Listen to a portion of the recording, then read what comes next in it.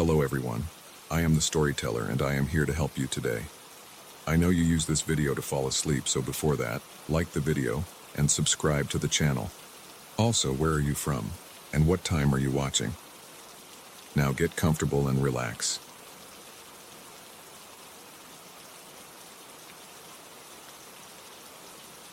I moved into this place at the start of summer.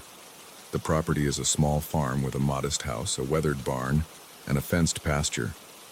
There's a chicken coop on one side, but it's empty. The grass around the house grows in thick patches. On my first day, I walked around the land to get familiar with it. That's when I noticed a small clearing behind the barn. I felt uneasy as soon as I saw it. It's just a circle of dirt where the grass is thin, surrounded by some low shrubs. But each time I walked past that spot, I got the feeling that someone stood behind me. I looked over my shoulder more than once, but I never saw anyone. I'm a straightforward person. I don't jump to conclusions about ghosts or anything like that. Still, I couldn't shake off the tension in my gut every time I approached that clearing. For a couple of days, I tried to ignore it. I focused on setting up my living area in the house. I unpacked boxes, arranged my furniture, and checked the plumbing and electrical systems. Everything inside worked fine, even if the place looked old. The floors creaked under my feet, and the windows stuck when I tried to open them. But that clearing kept nagging at me. In the evening, when I fed the 2 goats that came with the property, I'd glance at that bare patch of land through the gap between the barn and the side fence. The hairs on my arms would stand up.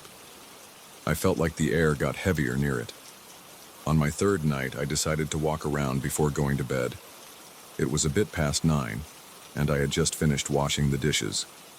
I grabbed a flashlight and stepped outside. The temperature dropped at night, so I wore a light jacket. The barn stood about 50 feet from the back door. I took my time crossing the yard, listening to the crickets chirping.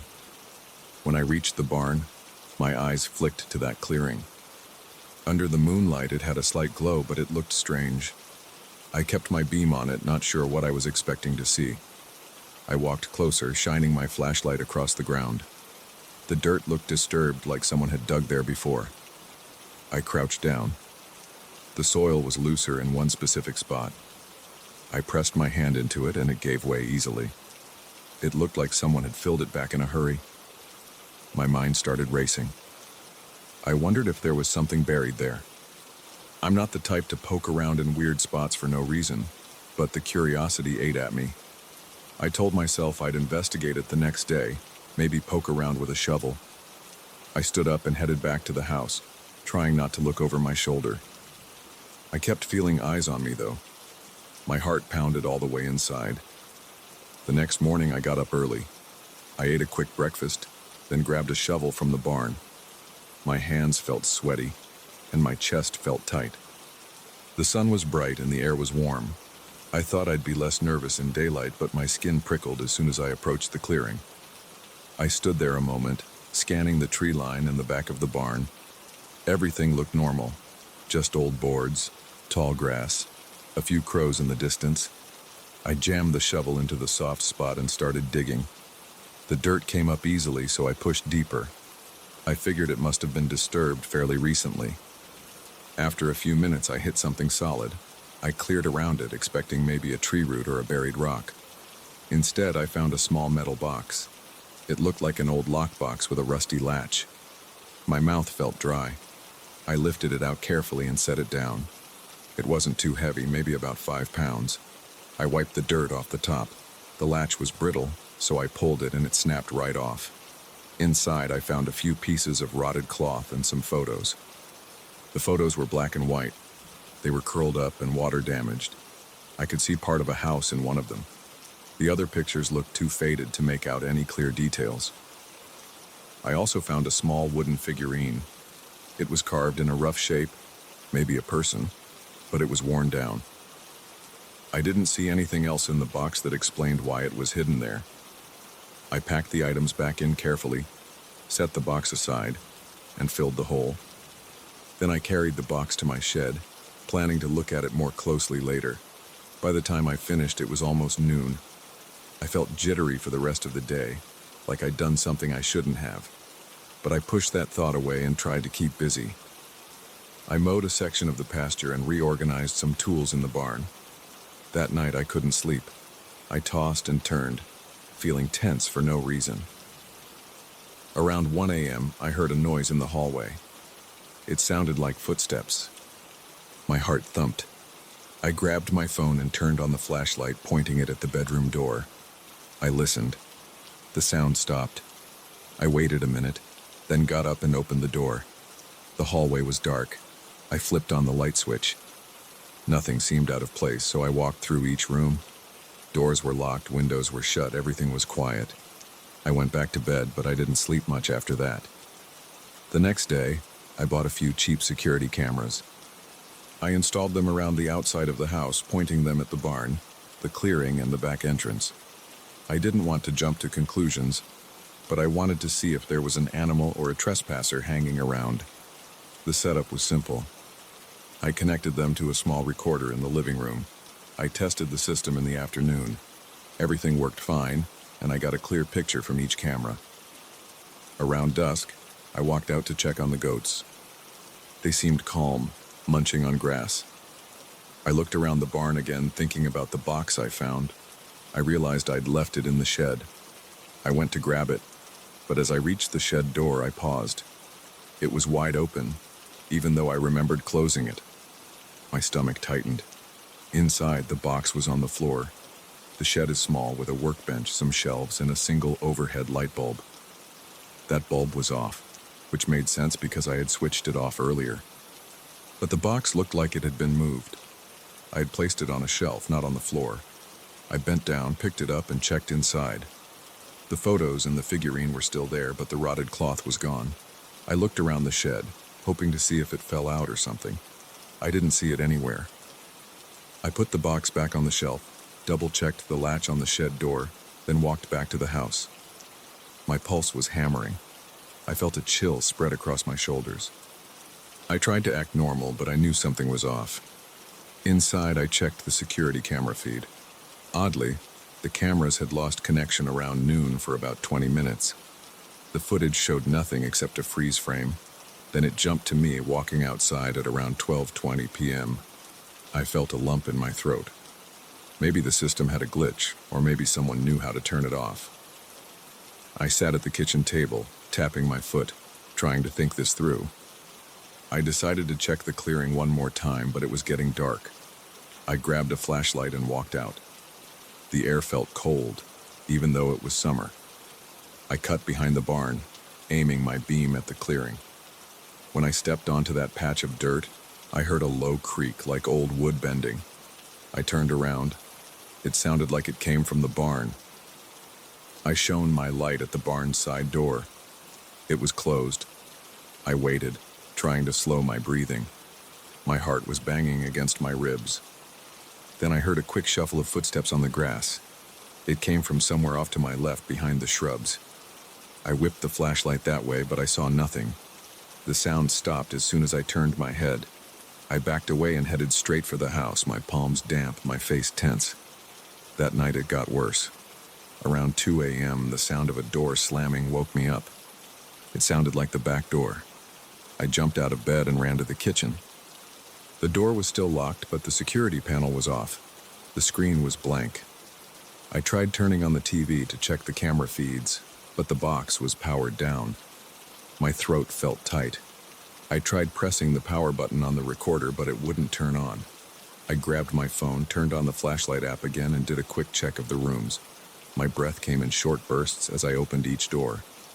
I heard soft footsteps overhead, like someone was walking in the attic. The attic entrance is in the hallway ceiling with a pull-down ladder. I stared at it, trying to decide if I should open it.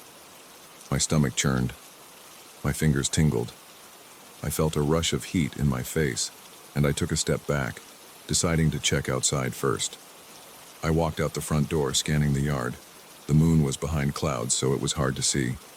I aimed the phone's light around the corner of the house, then toward the barn. Everything looked still. I swallowed hard and turned back inside. The footsteps had stopped. The attic was silent. I went back to my bedroom, locked the door, and sat on the edge of my bed. I kept listening for any more sounds. My mouth was dry, and every time my house creaked in the wind, my heart jumped. Eventually, I dozed off around sunrise. In the morning, I checked the attic. The hatch was closed, and there was dust on the ladder, so it hadn't been pulled down. There was nothing out of place up there as far as I could tell.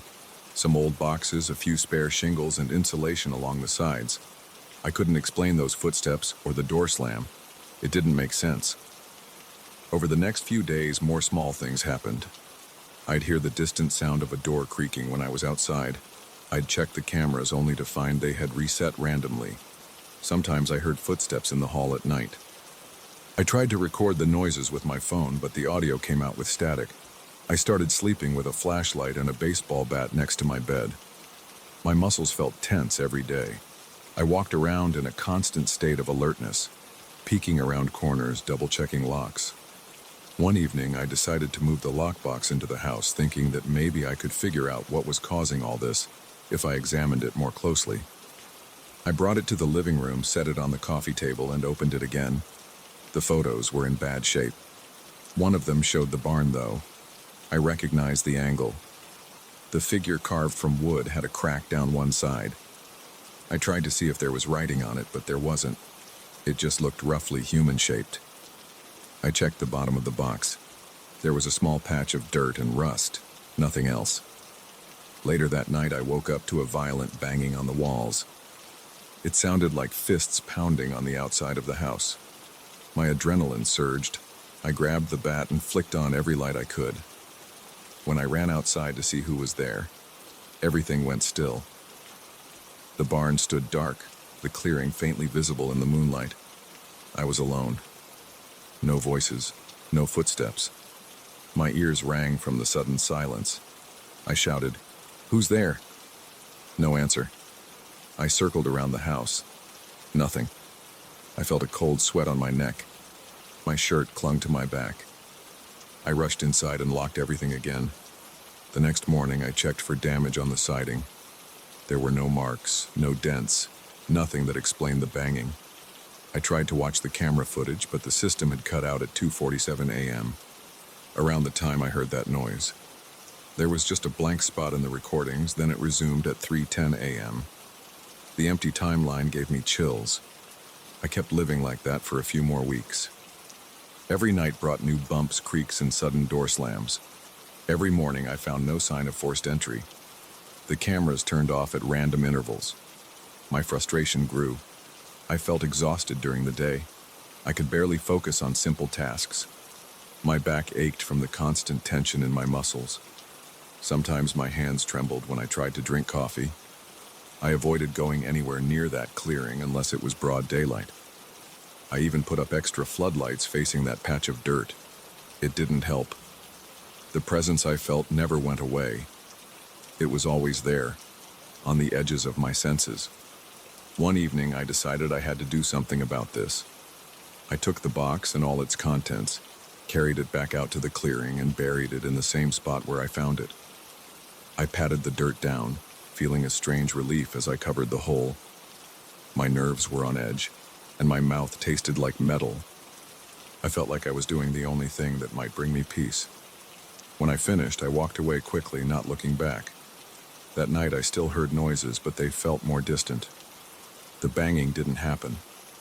The footsteps in the hallway were faint, like an echo. The cameras only turned off once. I still felt uneasy, but there was a slight difference in the air. Over the next few days, the events slowed down. The footsteps came less often. The doors mostly stayed silent. I still sensed something watching me near the clearing, but it felt less intense. I'm still renting this place.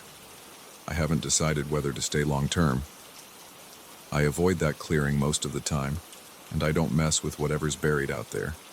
Sometimes at night, I still hear a soft creak on the floorboards or a tap on the window. My security cameras still glitch every now and then, but I do my best to ignore it. I lock my doors, keep the lights on, and try to sleep. The feeling of being watched hasn't gone away entirely, but it's weaker now. I don't have an explanation for any of this.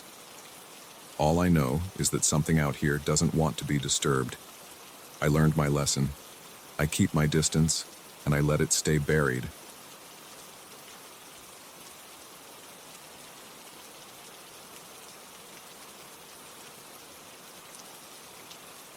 I still remember the day my grandfather handed me that old music box. He told me it had been in our family for decades. At first, I didn't pay much attention to his serious expression. I just accepted the small wooden box and placed it on a shelf in my living room. I had plenty of other things on my mind, and a vintage trinket didn't seem important. But everything changed the night I heard its melody echo through my apartment without any logical explanation. That single event stirred something inside me, an uneasy tension that I still can't shake. I live in a modest two-bedroom place on the outskirts of town. It's usually quiet around here. At night, I hear the hum of the refrigerator, the ticking clock on the wall, and sometimes the water pipes clanking. I'm used to those sounds. They're part of my routine. I relax on the couch, watch some shows, and maybe doze off after a long day. But one night around 2 a.m, I shot awake because I heard music. My heart thumped as I tried to figure out where it was coming from. It wasn't my phone. It wasn't the TV. It was a light, tinkling tune drifting from the direction of my bookshelf. I got up, flipped on a lamp, and walked toward the sound. I saw the music box, that little wooden cube with metal hinges, sitting there with its lid shut. But the sound kept coming. My stomach felt tight, and I hesitated before picking it up. The noise was faint, like a small music box melody. I tried opening the lid. The inside was dark and still. There was a small, winding key on the side, but it wasn't moving. I put my ear close. The melody was definitely coming from inside, yet there was no sign of a mechanism in motion. My hands trembled as I tilted the box. I expected to see a hidden battery or something that might explain the sound. The box looked empty. The interior was just worn velvet, and there was no place for a battery to fit. I rubbed the back of my neck and let out a shaky breath. Then, as suddenly as it began, the music faded and stopped. Everything went silent again. I stood there in my living room with that wooden box in my hands. My pulse pounded in my ears and a bead of sweat ran down my temple. The next morning, I tried to rationalize what happened. Maybe I dreamed it. Maybe there was a glitch in the box's old mechanism. I even considered that it might have some leftover wind from years ago. I told myself it made sense. Sometimes old devices can hold tension in their springs for a while. The thought calmed me for a bit, so I set the box back on the shelf. I went about my day, working from home, cooking, cleaning. The memory of that eerie tune lingered, but I tried to push it out of my mind. Later that week, I invited a friend over. His name's Marcus. We had some pizza and a few beers in the living room. At some point, I glanced at the bookshelf and saw the music box. I told Marcus about the weird episode. He gave me a crooked grin and walked over to pick it up. He turned the key, but it was stiff and wouldn't budge. He flicked the lid open and examined the insides. He looked a bit confused because there was no obvious mechanism, just a bit of scratched metal under the velvet lining. He shrugged and handed it back to me. "Are you sure you weren't half asleep?" he asked. I felt a little defensive, but I also understood his skepticism. It sounded far-fetched. I said it might have been a dream, but deep down, I remembered how real it felt. I could still recall the exact tune. Marcus just laughed it off, and we changed the subject. I pushed the box aside and continued our conversation about sports and work. By the end of the night, I had almost convinced myself it was all in my head. But after Marcus left, I found myself staring at that box. I couldn't help it. My chest felt tight and my scalp tingled as I approached it. I lifted it, gave a tiny shake, and heard nothing. No rattle, no loose parts, just the weight of old wood and metal. I tried turning the key again, but it was stuck as always. I set it down and went to bed, feeling that uneasy weight in my stomach. A few nights later, I was lying on my couch, trying to fall asleep in front of the TV. The house was dark except for the glow of the screen. My eyes were drifting shut when I heard that melody again. My muscles tensed, and I felt goosebumps on my arms. I snapped upright and muted the TV. The tune was clearer than before. Soft, tinny notes repeating the same short sequence. I tried to ignore the chill running up my spine. I walked slowly to the bookshelf, clenching my jaw. The box was closed. The key hadn't moved. Yet, the music played. I grabbed my phone from my pocket to record it. I tapped the record button and my hand shook a bit as I held the phone near the box. My breathing grew shallow, and my heart pounded. The melody looped for maybe 10 seconds before it died out again. I stood there in silence, listening to the sound of my own heavy breathing. After that, I tried to make sense of it. I played back the recording. Sure enough, there it was. Faint music on the audio. I felt a jolt of relief, at least because I wasn't losing my mind. I had proof. But having proof also scared me because it meant there was something I couldn't explain. I paced the living room, arms crossed, eyes flicking back to the bookshelf. I texted Marcus the audio file, but he didn't respond right away.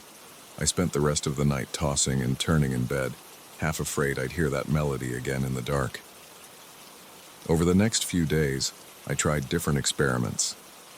I shook the box, opened it, inspected every inch with a flashlight. I even pried out the velvet lining, searching for hidden wiring or electronics. I found nothing but the bare interior. The wood was chipped in places, and there was a small chunk of metal in the bottom that looked like part of an old gear. No power supply, no speaker, no reason it should emit any noise. Whenever I messed with it during the day, it stayed silent.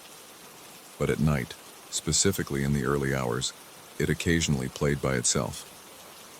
The unpredictability made me jittery. Every little noise in the apartment made me jump. I started leaving all the lights on. I even carried the box to my bedroom a few times, just to keep an eye on it. That didn't help. In fact, one night around 3 in the morning, I was lying in bed, looking at the box on my bedside table. My eyes were heavy, but I was too restless to sleep. Then that familiar tune started up. A shiver ran down my arms, and I sat up so fast I nearly knocked the lamp over. The notes were crisp and slightly distorted, like they were coming from something broken yet determined to function. I stared at the box, waiting to see if the lid would pop open. It didn't move. It just played. After about 15 seconds, it stopped.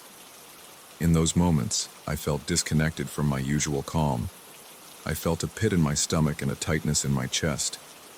My breathing was shallow and my fingertips tingled from adrenaline. I didn't know what the box wanted me to do. Smashing it crossed my mind. I actually considered grabbing a hammer from the closet and destroying it right then and there. But something stopped me. Maybe it was a sense of loyalty to my grandfather, maybe it was just fear. I decided to set it on the floor, push it under the bed, and ignore it for the rest of the night. The next day, I woke up drenched in sweat. My throat was dry and my head pounded. I checked under the bed, half expecting the box to be gone or moved.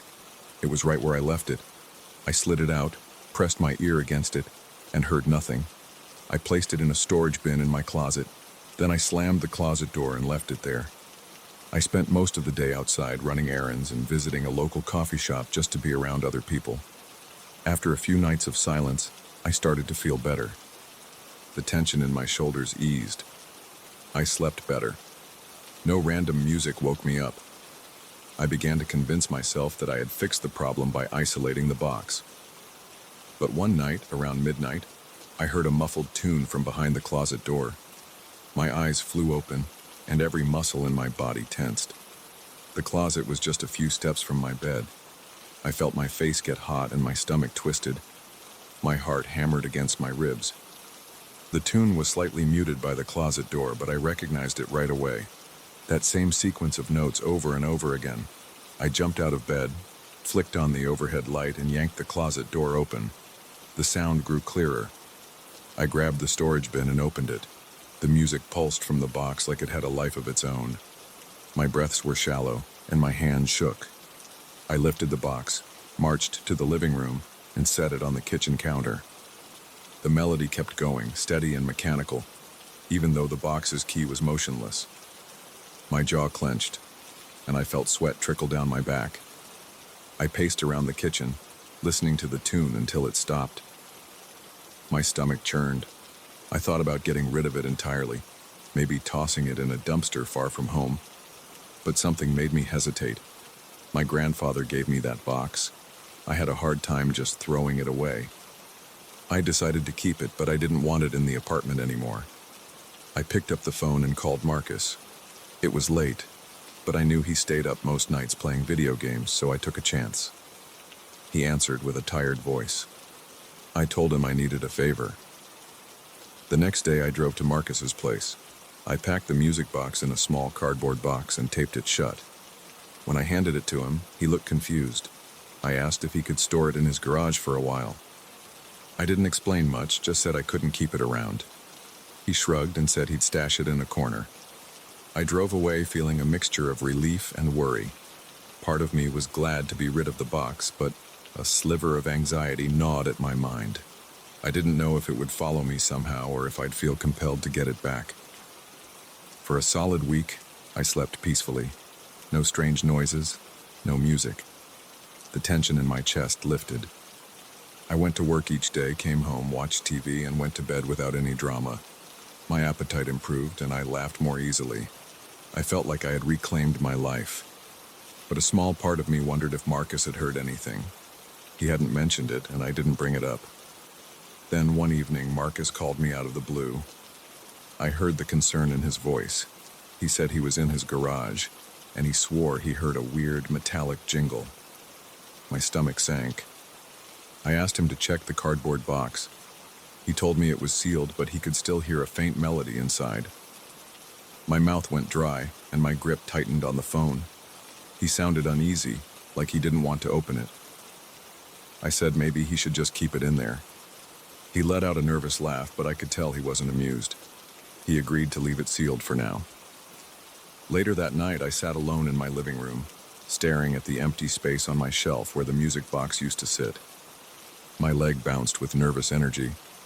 I tried not to think about it, but I couldn't help imagining that delicate little tune drifting through Marcus's garage. I pictured him standing there in the dark, hearing something that shouldn't be possible. My palms grew sweaty, and a dull ache throbbed behind my eyes. I still haven't fully decided what to do. Part of me wants to tell Marcus to bring it back so I can destroy it for good. Another part of me can't stand the idea of smashing something my grandfather handed down. I feel torn. The melody is stuck in my head most nights. Sometimes I even hum it without realizing. Then I catch myself, and a cold dread washes over me. I rub my arms, and I feel my pulse quicken. Even now, as I sit here thinking about that night I first heard the music, my chest tightens. I can almost hear those notes dancing around in my mind. I notice my breath coming quicker and my heart pounding a bit harder. I wish I had a straightforward answer. I've read stories about objects that hold on to a piece of their past. But I'm not interested in theories or fancy explanations. I just know the box plays a tune when it shouldn't. I can't explain how. It ties back to my grandfather somehow, but I don't know why.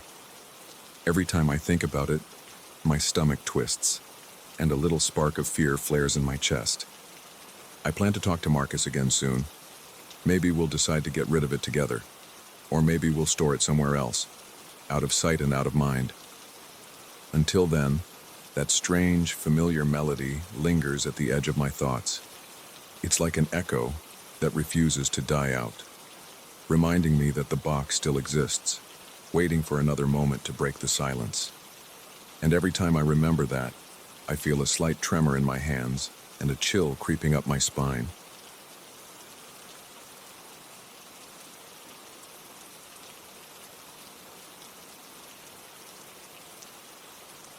I stepped into that building the first night and felt an uneasy twist in my stomach. I saw rows of shelves crammed with dusty boxes and broken equipment. The fluorescent lights overhead gave off a faint buzzing sound. The whole place looked neglected. I was hired to do inventory for a company that bought the old site. No one else wanted to do overnight shifts here. I accepted because I needed the money and the quiet seemed like a bonus. On my first walkthrough, I noticed random stains on the floor and some scrawled graffiti on the walls. A few old desks sat in corners, and the smell of mold lingered in the air. I figured I'd power through, get the job done, and collect my paycheck. On my second night, I realized something felt off. I heard an unexpected thump from the second floor. It sounded like someone dropped a heavy object. I glanced at my watch. It was around 2 a.m. The building was supposed to be locked up. I stood there near a wooden crate filled with old electrical parts and listened for more noise. My heart pounded a bit harder than usual. I didn't hear anything else. I shook it off and returned to sorting tools. For the next hour, I scanned barcodes, wrote notes on my clipboard, and tried to ignore the echo of my own footsteps on the concrete floor. The third night, I heard something that sounded like hurried footsteps above me. I froze near a row of metal racks. My flashlight beam jumped around as I tried to pinpoint the sound. The footsteps moved back and forth. They were quick, and they seemed to stop as soon as I started walking toward the stairs. My arms felt tense. My mouth went dry. I thought maybe some kids had broken in. I switched off my flashlight to hear better. The footsteps faded. I climbed the stairs with slow steps, careful not to make noise. When I reached the second-floor corridor, I saw the long hallway with flickering ceiling lights. The paint on the walls was chipped. There were old office doors on each side, most of them locked. I didn't see or hear anyone. I tried a few doors, but they were stuck or jammed.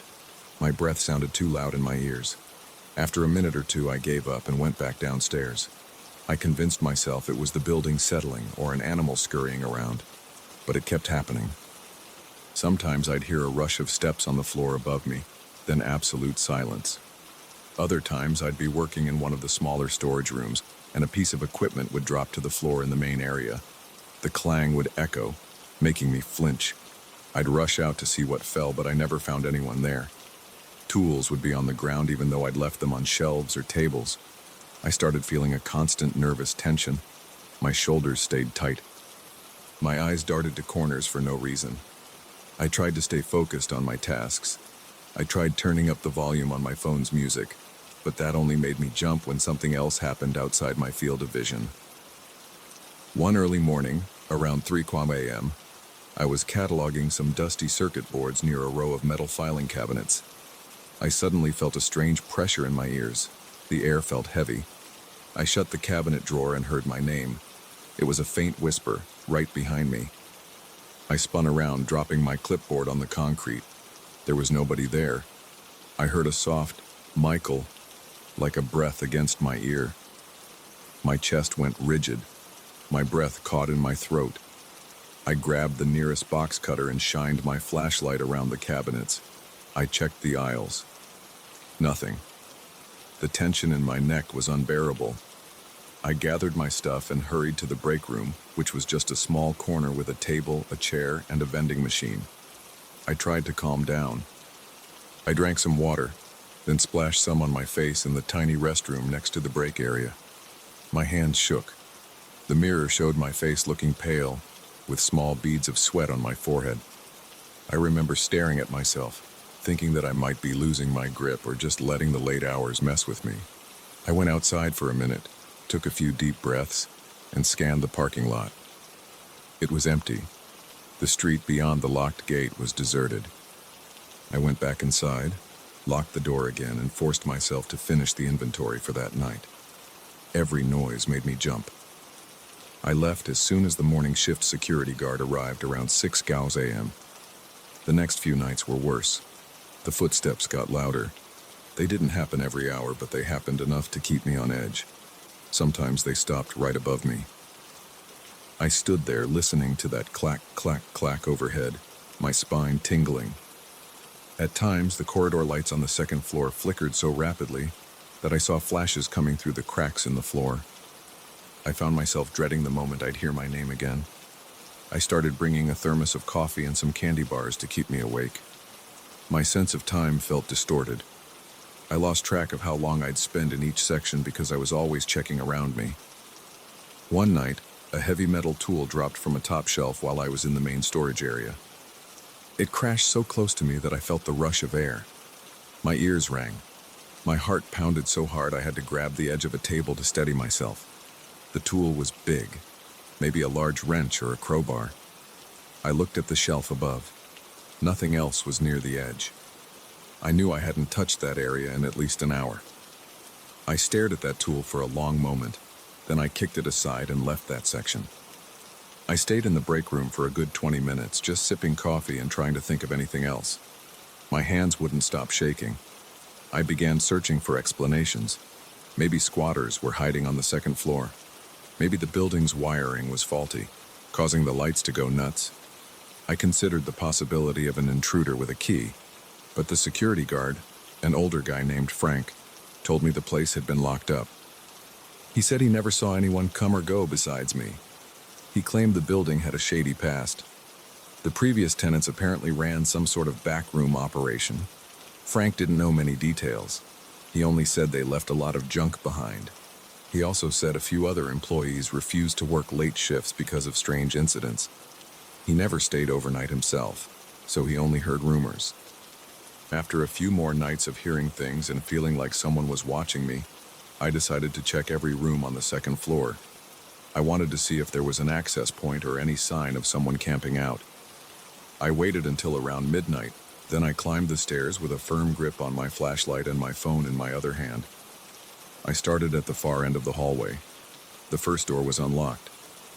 Inside was an old conference room with a long table and a dozen chairs stacked against a wall. Dust covered everything. A single overhead light flickered.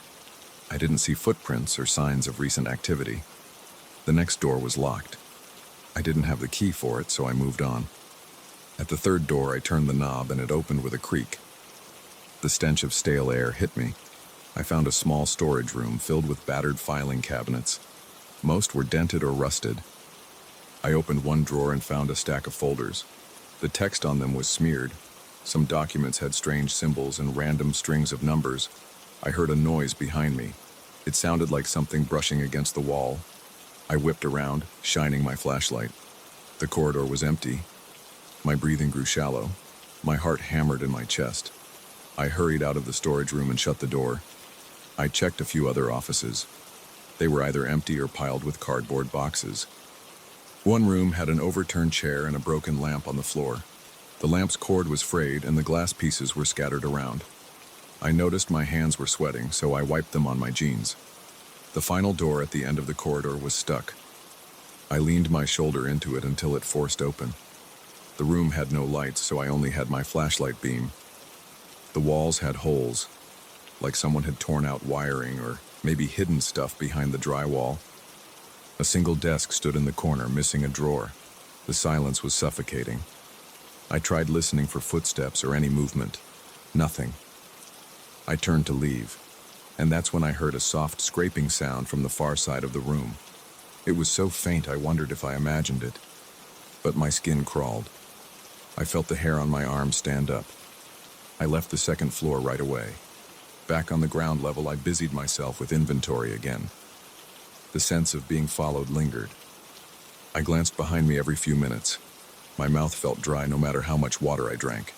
I checked my phone, hoping for a text message or some distraction, but nobody was around at that hour. The heavy silence of the building pressed in on me. Every little creak made me grip my pen or my flashlight a bit tighter. Around 3:30 a.m., I left the main storage area to move on to the smaller side rooms. The hallway lights were dim. A few bulbs had gone out. As I passed one of the flickering lights, I noticed a cold breeze on my neck. Then I felt a slight tug on my shirt, like a gentle pull. I spun around, arms raised. Nothing was there. My pulse pounded in my temples. The flicker of the light made the hallway look like it was blinking on-off, on-off. I stared at the empty corridor for maybe 10 seconds, waiting for something else to happen. All I heard was my breathing. I forced myself to turn away and keep walking. At 4 a.m., I heard my name again. This time it was louder. Michael. It came from the corner near a stack of pallets. My heart jumped and my stomach clenched. I aimed my flashlight there. I saw the dusty pallets and some old tarps. Nothing else. I backed away, never turning my eyes from that spot. Then I felt my heel bump into something. I almost tripped over another piece of equipment that had fallen. I let out a shaky exhale. I realized my chest was tight and my face felt hot. My mind raced. I wanted to get out of there, but I still had tasks to finish. For the next hour, I rushed through my checklist. I scanned barcodes quickly, sometimes skipping items just so I could be done. I double-checked the clock constantly. My stomach growled, but I had no appetite. My throat was so dry I kept swallowing hard. I sensed that presence around me, even though I never caught sight of an actual person. The footsteps overhead never returned that night, but a few random knocks on the walls startled me. I heard a distant clanging in the pipes once, but I didn't bother investigating. When the security guard arrived at 6:00 a.m., I felt a wave of relief. I packed my things fast. Frank noticed my anxious expression and asked if everything was okay. I just said I was tired. He gave me a weird look, but he didn't pry. I rushed out to my car, tossed my clipboard on the passenger seat, and started the engine. My hands were trembling. I could still feel the tension in my shoulders and neck. I felt like I had electricity in my veins, even though I was exhausted. I drove home in silence. I didn't even turn on the radio. By the next evening, I considered quitting. But I needed the money, so I forced myself to go back. The routine continued. Each night, something small would happen. Footsteps upstairs, a flickering light, an object falling. Sometimes I caught faint whispers that might have been my name or might have been my imagination. I tried not to panic, but my pulse was always high. I developed a habit of checking every corner before I settled into a new spot. I'd keep my back to the wall whenever I could. Over time, I learned to manage the fear by sticking to a strict system. I worked section by section, kept my music at a low volume so I could still hear if something happened, and took short breaks in the break room to calm my nerves. I never found a direct explanation for the sounds or the falling objects. The footsteps continued for a while. They'd come and go without warning. Sometimes I ran upstairs to catch whoever it was, but the corridor was always empty. I'd find no sign of intruders, no footprints, no open doors. Now I'm close to finishing the entire inventory. I can't wait to be done with this place. The building's new owners plan to remodel soon. Maybe they'll tear down walls and find some old hidden rooms or weird contraptions.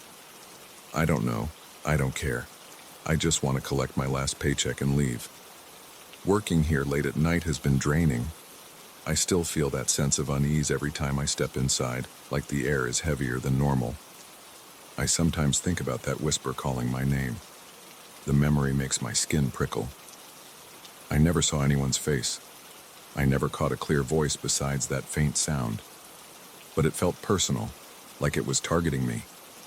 I can't explain it. I can only say what happened. Footsteps, falling tools, flickering lights, and a whisper. I haven't told many people about it because I don't want them to think I'm just jumping at shadows. I have one more week of night shifts left. I plan to keep my head down, finish the remaining inventory, and ignore every bump and echo. If something else happens, I'll note it, but I won't investigate. I'll just get out of here when my shift is over. I don't need answers. I just need to be done. That's all there is to it.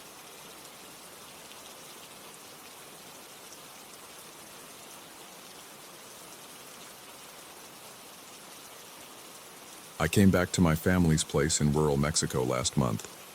I didn't expect anyone to talk about a strange rag doll. I heard rumors about it on my first afternoon there.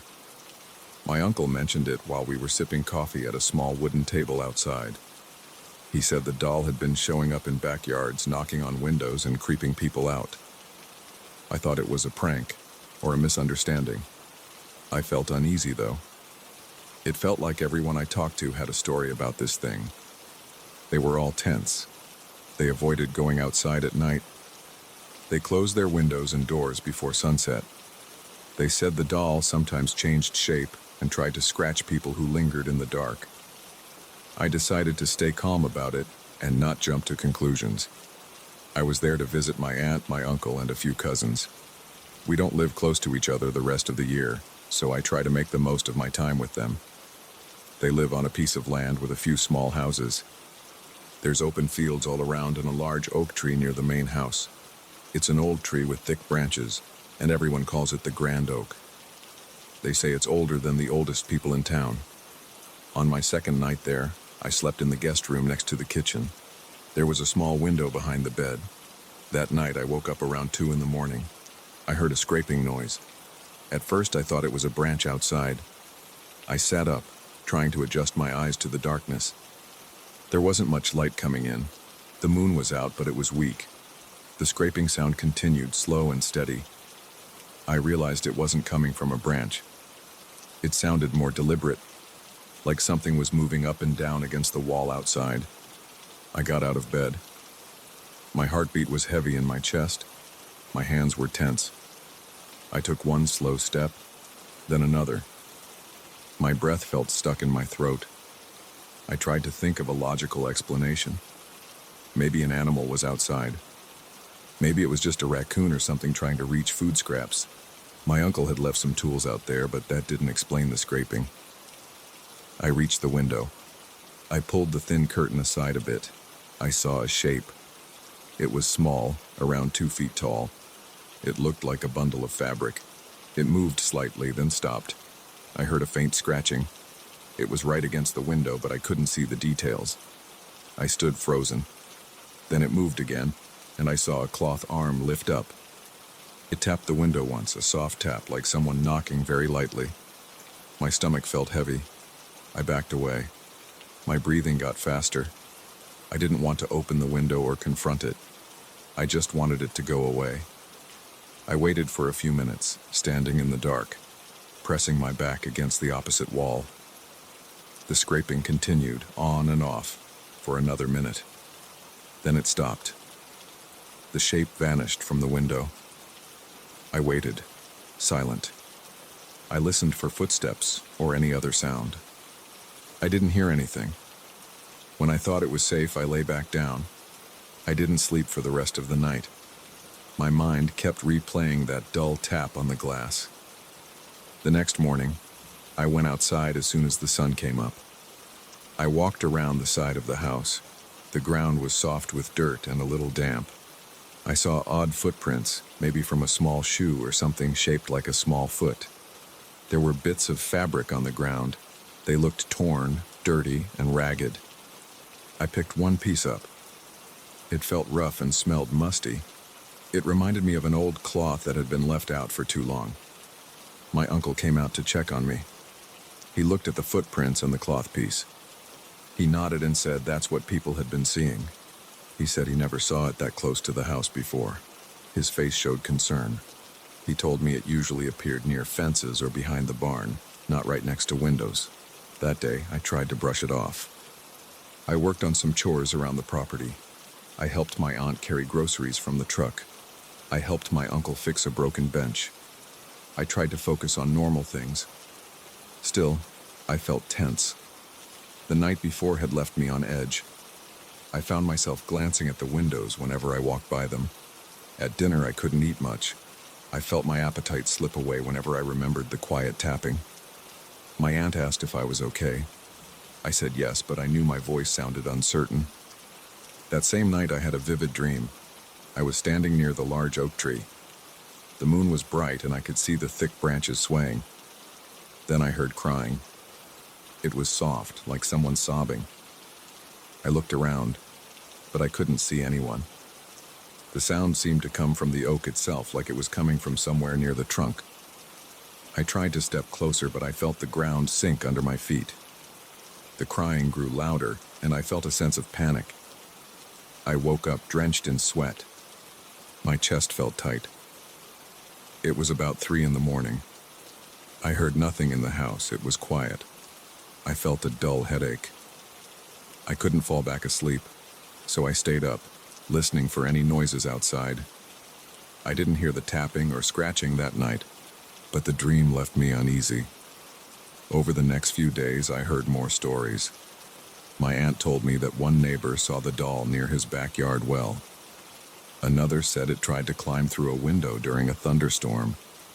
No one got hurt, but people said the doll reached at them with twisted fingers. Some folks claimed it had a strange face, like a sewn-on cloth face without features. Others said it had dark button eyes. The stories varied, but the fear was the same. I tried to keep calm, but I started checking the windows and doors every evening. I hated the idea of it creeping around while we slept. One late afternoon, I walked to the oak tree. I wanted to see it up close. The trunk was wide and the bark was rough. I placed my hand on it. I felt the texture against my palm. Then I heard a sound. It was a light rustling from above. I looked up and saw a few leaves flutter down. I didn't think much of it at first, but then I smelled something strange. It was like old fabric, wet and moldy. I looked around the base of the tree. I spotted a piece of cloth jammed between two roots. It looked similar to the piece I found near the house, but this one was darker, almost black with dirt. I crouched down. My pulse sped up. I felt that same uneasy twist in my gut. It felt like something had dragged this piece here. I pulled it out. It was damp and reeked. I dropped it and took a step back. I walked back to the house and tried to ignore the smell on my hand. I washed up in the sink, scrubbing with soap until the scent was gone. I didn't mention it to my relatives. I was tired of making them worry. That evening, I told my uncle I wanted to see what happened at night, maybe catch the doll or figure out who was playing a trick. He told me it was a bad idea, but I insisted. We agreed to sit up near the barn, keeping watch for a while. We set up 2 folding chairs and a flashlight. Around midnight, we heard a soft rustle near the fence. We stayed quiet. I felt my heart pounding in my ears. My uncle whispered for me to keep still. We waited. Then we saw a shape move along the fence line. It was small and hunched over. The moonlight was weak, but I caught a glimpse of cloth. It stopped, then seemed to jerk forward in a shaky motion. I heard a scratch against the wooden fence. My uncle gripped the flashlight, but he didn't turn it on yet. We stayed there, crouched behind some crates, watching it. The shape moved along the fence, paused, and then it looked like it was tapping on the boards. It was rhythmic and slow.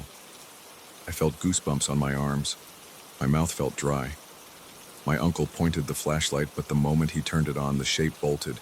It scurried across the yard in a strange way, more like a crawling thing than a person.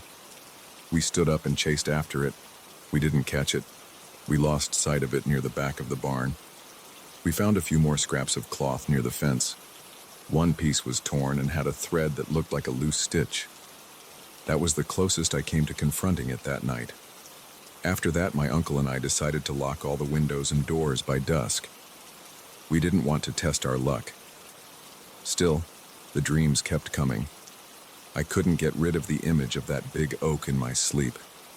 The crying felt real. Sometimes I woke up gasping, my chest tight and my palms sweaty. I never told my family about those dreams. I just tried to get through each day. The tension in the house grew. Everyone felt on edge. My aunt asked me if I thought it was some kind of spirit or old legend. I said I didn't know. I only knew it felt real and threatening. One evening I was alone in the main house because my family had gone to visit a neighbor.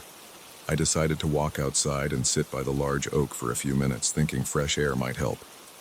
I carried a small lantern and a shovel, just in case I needed to scare something away. The night was dark. The moon was hidden behind clouds. The wind was mild, and I heard a few crickets. I approached the tree. I set the lantern on the ground. I stood there listening. My skin prickled. I heard a faint sound, like breathing or wind passing through the leaves. Then I heard the sobbing again, the same sound from my dreams. It was soft and weak.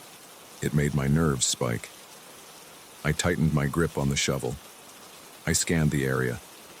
The lantern's light only reached a few feet around me. Then I saw movement behind the tree trunk. I stepped closer, my heart hammering. I felt sweat on my forehead. I tried to stay calm, I just wanted to see what it was. I inched around the trunk, shovel raised in my right hand. Suddenly, something small jumped at me. I caught a glimpse of dirty cloth. I swung the shovel out of reflex. I missed. The thing scrambled away, moving on all fours. I heard it hiss. I stepped back, almost stumbling over a root. My arms shook. I tried to steady the lantern with my left hand. The figure stopped a few feet away. It was about 2 feet tall with loose cloth skin. It didn't have a clear face. I saw what looked like a torn mouth or seam. Its arms ended in small points that scraped the ground. My throat felt tight. I stared at it. It let out a scratchy sound like fabric rubbing together. I wanted to back away slowly, but I froze. The thing lunged forward again, aiming for my legs. I jumped sideways and swung the shovel. I struck the ground near it, sending up dirt and rocks. It jerked back, then darted around the side of the tree. I heard the leaves rustle above me. I looked up, but I couldn't see anything in the branches. The sobbing sound faded. My body trembled. My breathing was rapid. I stumbled back toward the house, lantern in one hand, shovel in the other. I felt like my legs weighed a ton. I made it inside, locked the door, and slid down against it. My chest heaved. The door felt solid against my back. My muscles ached from tension. For several minutes I stayed there, listening to my heartbeat. I didn't hear knocking or scratching, but I couldn't shake the feeling that the doll was still outside, lurking near the oak. When my uncle and aunt returned, they found me in the kitchen, clutching a glass of water with shaky hands. I told them what happened. They shared worried looks. My uncle said we should keep all the lights on around the house at night. He said he would talk to some neighbors about setting up patrols. For the rest of my stay, I felt trapped in a cycle of fear and exhaustion. I couldn't sleep without hearing that sobbing in my dreams. I couldn't walk around outside without checking every corner. One night I stayed up with my uncle again near the barn. We didn't see the doll. We only heard distant rustling. It was always out of reach. We didn't know if it was a trick, a possessed object, or something else. We just knew it made life miserable. Even simple tasks felt heavy. I expected it to pop out from behind trees or appear at the windows every time I turned around. On my last night there, I decided to sleep in the living room, away from that window in the guest room. I didn't want another close encounter. The couch was firm, and I had a clear view of the front door. Around midnight, I heard a gentle knock on the window near the door. My chest clenched. I stayed still, trying not to make a sound. The knock came again, 3 soft taps. Then a short pause. Then 2 more taps. I felt a rush of cold sweat run down my back. I stayed silent. I looked around for something to hold as a weapon. I saw a heavy flashlight on the coffee table. I grabbed it and aimed it at the window from where I sat. The tapping stopped. I waited. My heart pounded in my throat. After a moment, I heard slow steps on the front porch. They scraped against the wood. I clenched the flashlight tighter. Then the steps moved away. I didn't check outside. I didn't want to see it face to face. I left early the next day. I told my family I needed to get back to work. They understood. They said they would handle it somehow. I'm still not sure what I witnessed. I can only describe what I saw and heard. I keep having those dreams with the crying near the oak tree. The memory of that small cloth shape won't leave me. I can still recall the musty smell of those fabric scraps. I don't know if the doll is something supernatural or just some twisted creation of someone in the area. All I know is that I felt real fear. I felt my body react. My mouth went dry, my hands shook, and my chest tightened every time I heard those scratches or tapping sounds. Now I'm back home, and I still get flashes of that ragged figure. Sometimes at night I hear faint noises outside my apartment window, and I remember the night I saw the doll at the oak tree. I remember the shape of it, hunched and moving in an unnatural way. I remember the tension in my muscles. I can't say I know why it's there or where it came from. I only know people in that rural area are afraid. They lock their windows before sunset. They jump at small noises in the dark. They whisper about the doll like it's part of everyday life. And whenever I think about going back to visit, I feel a dull dread.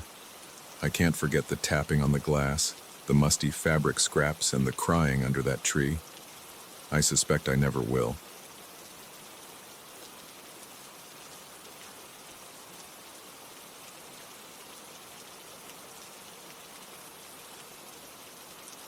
I still remember the exact moment I lifted that loose piece of wood under the closet floor.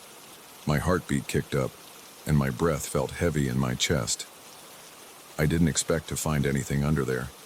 I was just curious, bored, and tired of unpacking. But I saw a slab of stone with a name I didn't recognize and a date from decades ago. That discovery changed everything for me in that house. I started seeing shadows in my bedroom at night. I'd wake up with a jolt, convinced someone was standing next to me. I didn't want to believe it at first, but it kept happening. The sense that I was never truly alone made it hard to sleep, hard to focus, and hard to stay calm. My father worked in construction all his life. We moved around every time he landed a contract in some new town. I never owned much because I knew I'd just have to stuff it all into boxes again. I was already an adult, but I stuck around for a while, helping him. It was easier than finding my own place and struggling with bills. Plus, I didn't mind traveling. I had gotten used to it. When he found this last job, the place was a small city with old houses and narrow streets. The new house we rented was a single-story building with squeaky floors, a low ceiling, and an odd smell of dust and damp fabric. The landlord mentioned it was built in the 1940s. The living room looked plain with worn-out wooden flooring and a light fixture that flickered sometimes. There was one hallway leading to 2 bedrooms. One of the bedrooms was mine, the other was my father's. A cramped kitchen stood at the end of the hallway. That kitchen had old tiles and a strange echo. My father said the layout was decent, but I noticed the walls were chipped, and the floorboards creaked in specific spots. He didn't mind. He only cared that the rent was cheap. The first day I tried to settle in, I placed my duffel bag on my bed and checked the built-in closet in the corner of the room. The closet was deeper than I expected. The back wall had a couple of nails sticking out, and the bottom had a slight gap near the corner. I pressed on one of the wooden boards because it looked uneven. It made a hollow sound. I let it go that day because I was busy. I went about unloading some clothes and tried to set up my computer. But later that evening, I couldn't shake the feeling that there might be something hidden. I was used to older places sometimes having compartments. It wasn't the first time I'd discovered a loose panel or an odd space behind a wall. I waited until my father went to bed. I took a small flashlight from my backpack and quietly approached the closet. I crouched down, slid my hand across the wood, and I felt a slight give. I pushed carefully, and the board lifted. It was a piece of plywood that wasn't nailed down. I felt a knot in my stomach. I pulled it up just enough to fit my arm inside. The gap was about the size of a shoebox. I shone my flashlight in. Inside, I saw something gray and dusty. I reached in, fingers brushing over something solid. I tugged, but it was heavier than I expected. Then I managed to tilt it and slide it out. What I lifted out was a small tombstone, about the size of a hardcover book. It had a name on it. Maybe a man's name, but I couldn't tell if it was a first name or last name. Under the name, it had 2 dates, one from the 1920s and the other from the 1950s. The stone was rough, with chipped edges. My heart thumped, and my mouth felt dry. I set it on the floor and stared at it. I tried to read the name, but parts of the carving were faded. I could see enough to sense it belonged to someone who'd been alive about 70 years ago. The stone smelled of damp soil and something stale, like it hadn't been moved in a long time. I whispered to myself, "What the hell is this doing in here?" I stood there for a while, shining my flashlight on it. My pulse was racing. I felt a chill run over my arms. I couldn't figure out why someone would store a tombstone under the floor. I decided to put it back. I placed it exactly as I found it, then lowered the board. I told myself I would mention it to my father in the morning, but I didn't say a word when morning came. I wasn't sure how to bring it up. Besides, he was busy getting ready for his new job. He left early, and I just sat at the kitchen table with a cup of instant coffee staring at the wall. That night, after I turned off the lights, I lay in bed, my eyes half closed. I heard a scrape against the floor. It sounded like a footstep. My eyes snapped open. The hallway was silent. I thought it might be my father walking around, but I listened and I didn't hear any more steps. My room was dark except for the faint glow of a street lamp through the window. I was about to dismiss the noise when I saw movement at the foot of my bed. It was a quick, dark shape like someone shifting their position. My stomach lurched. My skin tingled. I bolted upright and grabbed my phone. I turned on the phone's flashlight. There was nothing there. I breathed hard, trying to calm myself. I didn't sleep much that night. Over the next few days, I kept noticing small, unsettling things. Sometimes I'd hear the floor creak outside my bedroom door late at night. Other times, I felt a breeze from nowhere. My father was always gone early in the morning and returned in the evening, covered in dust and exhausted. He asked me if everything was okay. I just shrugged and said I was still adjusting to the new place. I didn't want to sound paranoid. One afternoon, I decided to inspect the tombstone again. It was bugging me, lingering in my mind. I waited until my father left. Then I went to the closet and pulled up the board. The tombstone was still there. I touched it, felt the roughness of the stone, and read the letters. I couldn't pronounce the name properly, but it looked like a short name. The dates felt strange to me, like they belonged to a life that ended years before I was even born. The stone felt cold and damp against my hand. I set it aside, but this time I stuck my head into the opening, shining the flashlight around. I saw nothing else. Just empty space, dusty corners, and a few cobwebs. I put the tombstone back again. I placed the board over it. I got up, brushed off my hands, and left the house for a while. I walked around the neighborhood, looking for a grocery store or a hardware shop, anything to take my mind off that closet. There was a small market a few blocks away. I bought a soda and stood outside sipping it. The quiet streets and the old houses felt oppressive. I went back home and tried to watch TV, but my mind kept drifting to that hidden stone. My nerves felt on edge. That night I tried to sleep earlier. Around midnight I rolled over and opened my eyes. In the corner of the room, near the closet, I saw a dark shape. It looked like a person crouching. My chest tightened, and my heart pounded so hard I could almost hear it in my ears. I squinted and tried to make sense of the shape. It moved slightly, like it was shifting its weight from one foot to the other. My throat felt tight. I reached for the small lamp on my nightstand and switched it on. The light filled the room and I saw nothing there. I rubbed my eyes and scanned the floor. It was just the bare wooden boards and the closet door, which was closed. I felt a strong rush of adrenaline and I could hardly breathe. Then I lay back down, but I couldn't relax. I stared at the ceiling until the sun came up. In the morning, I told myself these were just tricks of the mind. Maybe the stress of moving, maybe the stale air in that old place. I tried to remain calm, but my hand shook a bit. My father noticed I looked tired. He asked if I was sick. I said I was fine, just not sleeping well. He left for work again. I went back to the closet, determined to figure out if the tombstone had some clue or something else attached to it. This time, I pulled it out, carried it to my bed, and examined it in the daylight. The stone was a little darker on one side, as if it had been stuck in the ground. I leaned it against the wall. I noticed faint lines below the name, maybe some inscription that had faded almost completely. I ran my fingertips over the engraving, feeling the grooves. I couldn't read anything more. I rested my hand on top of it, and that cold feeling spread through my palm. My neck prickled, like someone was standing behind me, breathing on my skin. I turned around. The room was empty. I decided to show it to my father that evening, no matter how weird it sounded. But when he got home, he was in a bad mood. He complained about the job, said the foreman was screwing up the schedule, and he looked exhausted. He ate a quick dinner and fell asleep on the couch. I didn't want to wake him to talk about it, so I left him alone. I went to bed late. Around 2 a.m., I heard a thud in my room. My eyes popped open. I sat up and looked around. The closet door was open, even though I was sure I'd closed it. I reached for the lamp. When the light came on, I saw the closet door was cracked open a few inches, but not enough for me to see inside. I took a deep breath, stood up, and walked over. My heart hammered. The air felt colder near the closet.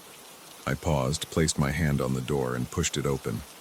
The inside was dark, just some hangers and a couple of shirts. Then I noticed the floor panel. It looked slightly lifted. I knelt down and pressed on it. It went back into place with a tiny click. My hands were shaking. I stood up and went back to bed. I couldn't close my eyes for a long time, but eventually, exhaustion took over. I woke up in the morning drenched in sweat. The rest of the day I paced around the house, uncertain about what to do. I thought about throwing the tombstone away or taking it outside. But something about messing with a piece of stone with a name and dates on it felt risky. I kept imagining it would bring more problems. I decided to wait until my father came home on the weekend, when he had more time. That Saturday, after breakfast, I told him I needed to show him something. We went into my room. I pulled up the board and revealed the tombstone. He let out a surprised grunt and picked it up. "Why is this here?" he asked. I told him I had no idea. I explained how I found it and that I'd been hearing noises and seeing shadows. He gave me a look like I was losing it. He set the stone aside, knelt down, and stuck his head in the opening. He didn't see anything else. I could see he was uneasy. He didn't like mysteries. He suggested we just leave it in the backyard or toss it in the garbage. He said it was probably left by some previous tenant who collected weird stuff. We took the stone to the backyard. The grass was overgrown, and there was an old shed in the corner. My father set the tombstone next to the shed. He turned to me and said, "Let's leave it here for now. We'll figure out what to do with it later." I nodded, but I felt tense. Part of me wanted it gone, far away from the house. But another part of me worried about disturbing whatever history was attached to it. Still, I didn't want it under my closet anymore. That night, I slept a little better. I didn't see any shadows, and I didn't hear anything strange. I woke up feeling more rested than I had in days. I thought maybe that was the end of it. But the next evening, I was washing dishes in the kitchen when I heard a scraping noise behind me. I shut the faucet off and turned around. The hallway light was on, and I saw a dark shape move from my bedroom into my father's bedroom. It happened in a split second, like someone quickly ducking out of view. My throat went dry.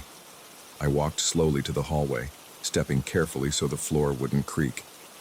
I pushed my father's bedroom door open. The lights were off and the room was empty.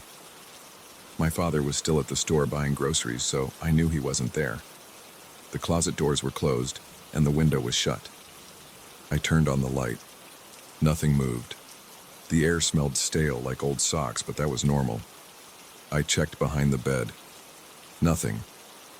I felt an unsettling weight in my chest. The sense that someone had just been there wouldn't leave me.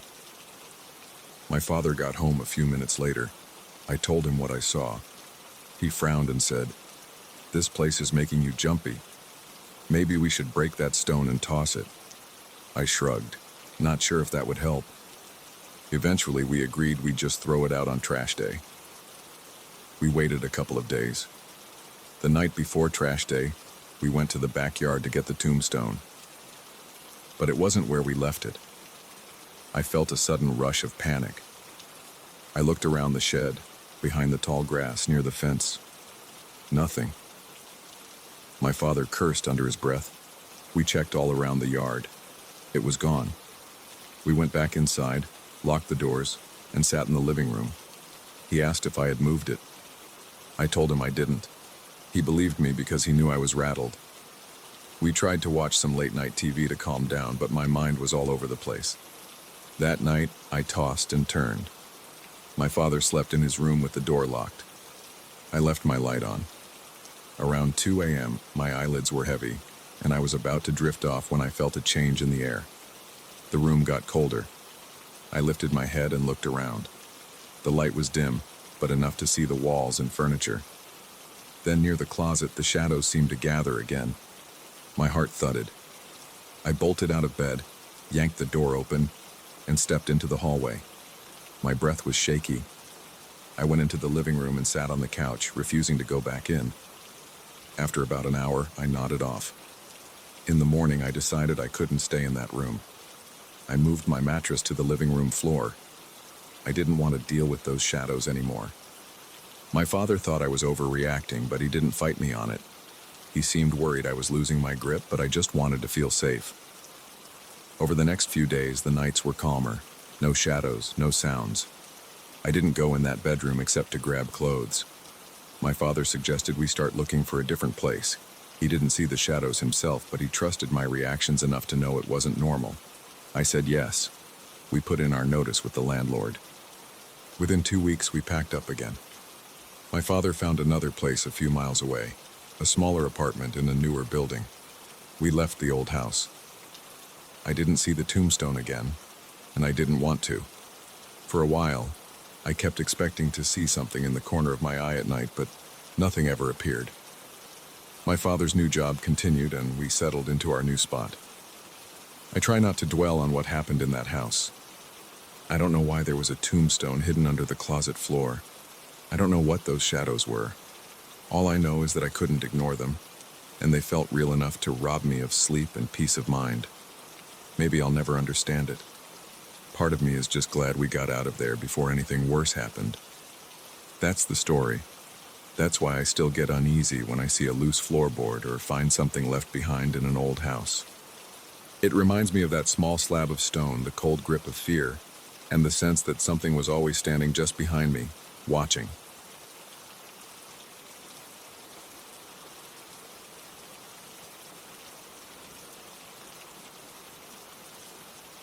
I never believed in curses. I never believed in haunted objects, ghost stories, or anything outside the plain reality of everyday life. But one night, everything changed. I'm going to lay out exactly what happened. I won't dress it up. I won't try to analyze it too deeply. I'll just tell you what I saw, what I felt in my body, and what I did. After you hear this, you can decide if you believe me or not. I honestly don't care anymore. I've got enough problems without trying to convince anyone. It all started on a Saturday evening when I was about to shut down my laptop. I'd been looking up new tires for my car and checking some sports scores, just basic stuff. That's when I got a message from a guy I knew back in high school, a casual acquaintance I'll call Ryan. He sent me a private message with a short note. "You have to check out this link. People say the photo is cursed. See if you get freaked out." I laughed to myself because it sounded like a cheap trick. I usually ignore weird links, but Ryan was an okay guy in school, not really the prankster type, so I clicked it. The link took me to an image hosted on some random site. The photo was dark and grainy. It showed a narrow hallway with a figure standing at the far end. The figure looked hazy, almost out of focus, like a smudge on the lens. There was also something on the floor next to the figure, but I couldn't make it out. I let out a quick breath, more annoyed than anything else because I thought it was a dumb scare attempt. I closed the page and shook my head. Then I typed back a quick message to Ryan, something like, "That's creepy, but I don't see anything special. Don't bother sending me this stuff anymore." He never replied. I felt a slight chill on my arms after looking at the photo, but I blamed it on the fact that I was sitting by an open window. I got up, stretched, turned off the lights, and climbed into bed. I remember thinking about the shape in that hallway for a moment, but then my eyes started drifting shut. I slept, though not comfortably. I had a few restless dreams about narrow hallways and cold floors, but nothing too disturbing. I woke up at 7 a.m. to the sound of my phone ringing. It was my dad's number, so I picked up right away. His voice sounded tight and strained. He said he'd been feeling dizzy since 5 a.m., and that his left arm was going numb. My stomach nodded. I told him to stay put and dial 911 if he felt like he was about to pass out. I wanted to rush over, so I threw on a pair of jeans, grabbed my keys, and hurried out the door. My dad lives about 20 minutes from my place, so I made the drive as fast as I could. On the way, I kept looking at the clock on my dashboard. My hands felt clammy on the steering wheel. My heart was beating in my ears. I just wanted to get there. But 5 minutes from his house, my car started shaking. The steering wheel vibrated so badly my arms felt numb. I heard a loud clanking sound under the hood. I yelled at the car, telling it to hold together. Then the engine cut out. No sputtering, no slow decline, just dead. The lights on the dashboard all lit up, and the car drifted to a stop on the side of the road. I'm not a mechanic, but I popped the hood anyway. It smelled like something had burned. I couldn't see any flames or smoke, but everything felt hot to the touch. I remember muttering a bunch of curses under my breath. My phone still had a decent charge, so I called my friend Sam, who lived a few miles away. Sam said he'd come pick me up, but it would take him at least 15 minutes. I had no other choice, so I waited. My mind was on my dad the entire time. I was sweating, not from the heat, but from a mixture of worry and impatience. The back of my neck felt tense and my stomach twisted like I'd eaten something bad. Every few seconds I looked down the road, hoping Sam's car would appear. It felt like an hour, but eventually, I saw his beat-up pickup coming around the bend. I hopped in and told him to drive faster than usual. Sam's a cautious guy, but he pressed on the gas when he heard what was happening. We got to my dad's house, and I rushed inside. He was on the couch, breathing shallowly and holding his left arm close to his chest. He insisted he was okay and just needed to rest, but I could see the sweat pouring down his face. I helped him stand, and Sam joined me in guiding him to my dad's own car, which was parked outside. My dad tried to argue, but I told him not to be stubborn. We took him to the nearest urgent care center. The nurse at the front desk saw my dad's condition and told us to wait while she found someone. She returned with a wheelchair. They took my dad's vitals. His blood pressure was off the charts, and he kept feeling faint. I felt my throat tighten as I watched him. I'd never seen him like that before. In my mind, I kept thinking, just let him be okay. I can't handle this right now. He has to be okay. They admitted him to an exam room and asked me to sit in the waiting area. Sam stayed with me for an hour in that waiting area. I appreciated that. During that time, the events of the morning started clicking in my head. The weird photo, then my dad's sudden problem, then my car breaking down. I told Sam about the image Ryan had sent me, saying how it was supposedly cursed. Sam just shrugged and said it was probably a coincidence. I agreed with him, or at least I wanted to. But I kept rubbing the back of my neck, feeling those goosebumps again. A nurse came out and told me my dad was stable. They wanted to monitor him for the rest of the day. She said he might just be dealing with a severe case of vertigo and possibly something related to stress. Hearing that it wasn't something life-threatening made me exhale for the first time in hours. I felt the tension in my shoulders lessen, and I remember swallowing and realizing how dry my mouth had been. Sam offered to give me a ride back home so I could figure out what to do about my car. My dad was in good hands for now. We left the center and I called a tow truck for my vehicle. The towing company told me they'd pick it up and take it to the local auto shop. I just needed to meet them there and fill out some paperwork. I told Sam to drop me off at the shop. The auto shop looked ordinary enough, a big metal building with a few cars lined up outside. I thanked Sam and told him he could head out. I'd wait for the tow truck on my own. Standing outside that shop, I glanced at my phone. I saw the last message from Ryan was still on my screen. I felt a little jolt in my chest when I saw the word cursed. My logical side told me to ignore it, but a part of me felt uneasy. My body felt tight, like my skin was a size too small. I shut off my phone and stuffed it in my back pocket. After about half an hour, the tow truck pulled up with my car. The driver jumped out, talked with me for a bit, and told me it might be something with the engine belts or the alternator. He wasn't sure, but he promised to have the mechanics check it out first thing Monday morning. He handed me a clipboard with some forms, and I signed them. The smell of oil and old tires made me feel a bit nauseous, probably because I hadn't eaten all day. After that was done, I called a rideshare to get back to my apartment. Once I got home, I felt exhausted and wiped out. My t-shirt clung to my skin, and my legs felt stiff. I went straight to the shower. Under the hot water, I tried to clear my head. I told myself that everything was normal. Cars break down.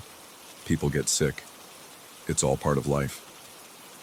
But I couldn't shake that crawling sensation on my neck. My gut felt weird, like it was trying to tell me something. I stepped out of the shower, got dressed, and considered lying down for a while.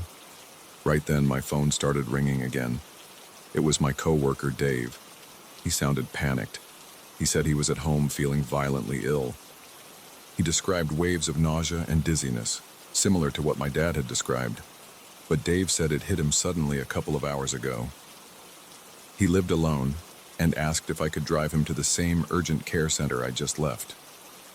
Without even thinking, I grabbed my keys, then realized I didn't have a car. I told Dave about my car breakdown. He sounded miserable, so I suggested he call an ambulance. He said he couldn't afford that, and he kept begging me to help. I felt cornered. Sam wasn't picking up his phone. I had no one else close by. I ran to my computer, requested a rideshare, and headed straight to Dave's place. The driver gave me a look but didn't say much when I told him I'd need help getting someone to the urgent care center. When we arrived at Dave's apartment building, he was waiting outside, hunched over on the front steps. The driver and I helped him stand. Dave's face was gray, and there were sweat droplets on his forehead. He just kept saying he felt like the world was spinning. We got Dave into the car, and I held him upright while the driver navigated through traffic. Dave didn't speak much, just mumbled that his stomach was churning and that his head felt like it was trapped in a vice. I could feel his body trembling next to me. The tension in my own body returned even worse than before. My heart hammered in my chest. My mouth felt dry again.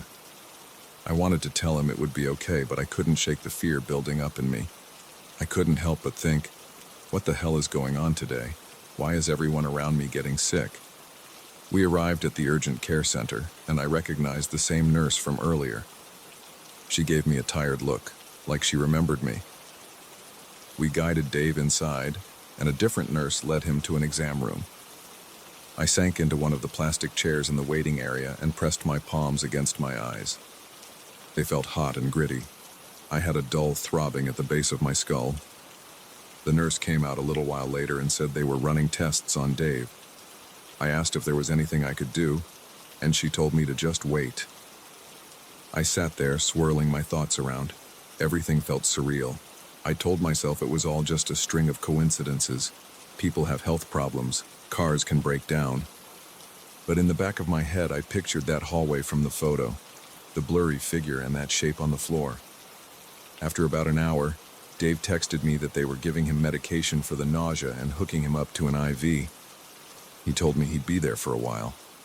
I texted back to see if he wanted me to wait around, but he said I could go. I checked on my dad. He told me he felt a little better, that the doctors were running more tests, but that he might stay overnight just in case. That set me a bit more at ease. At least neither of them was in immediate danger. I called another rideshare to get back home. The sun was setting as we drove. The sky outside the car looked plain, just a bit orange fading into gray. I watched people walking on the sidewalks, cars lined up at red lights, everything looking normal. But I felt anything but normal. My stomach was in knots. My head pulsed with every heartbeat. My fingers tapped against my thigh as if they had a mind of their own. When we pulled up to my apartment building, I thanked the driver. I stumbled upstairs to my place. The second I got inside, I locked the door. Then I sat on my couch, took my phone from my pocket, and stared at it. My face felt hot. My breathing was shaky. I was actually afraid to open that link again. I wanted to message Ryan, ask him more about the photo, but a sharp fear clamped down on my chest.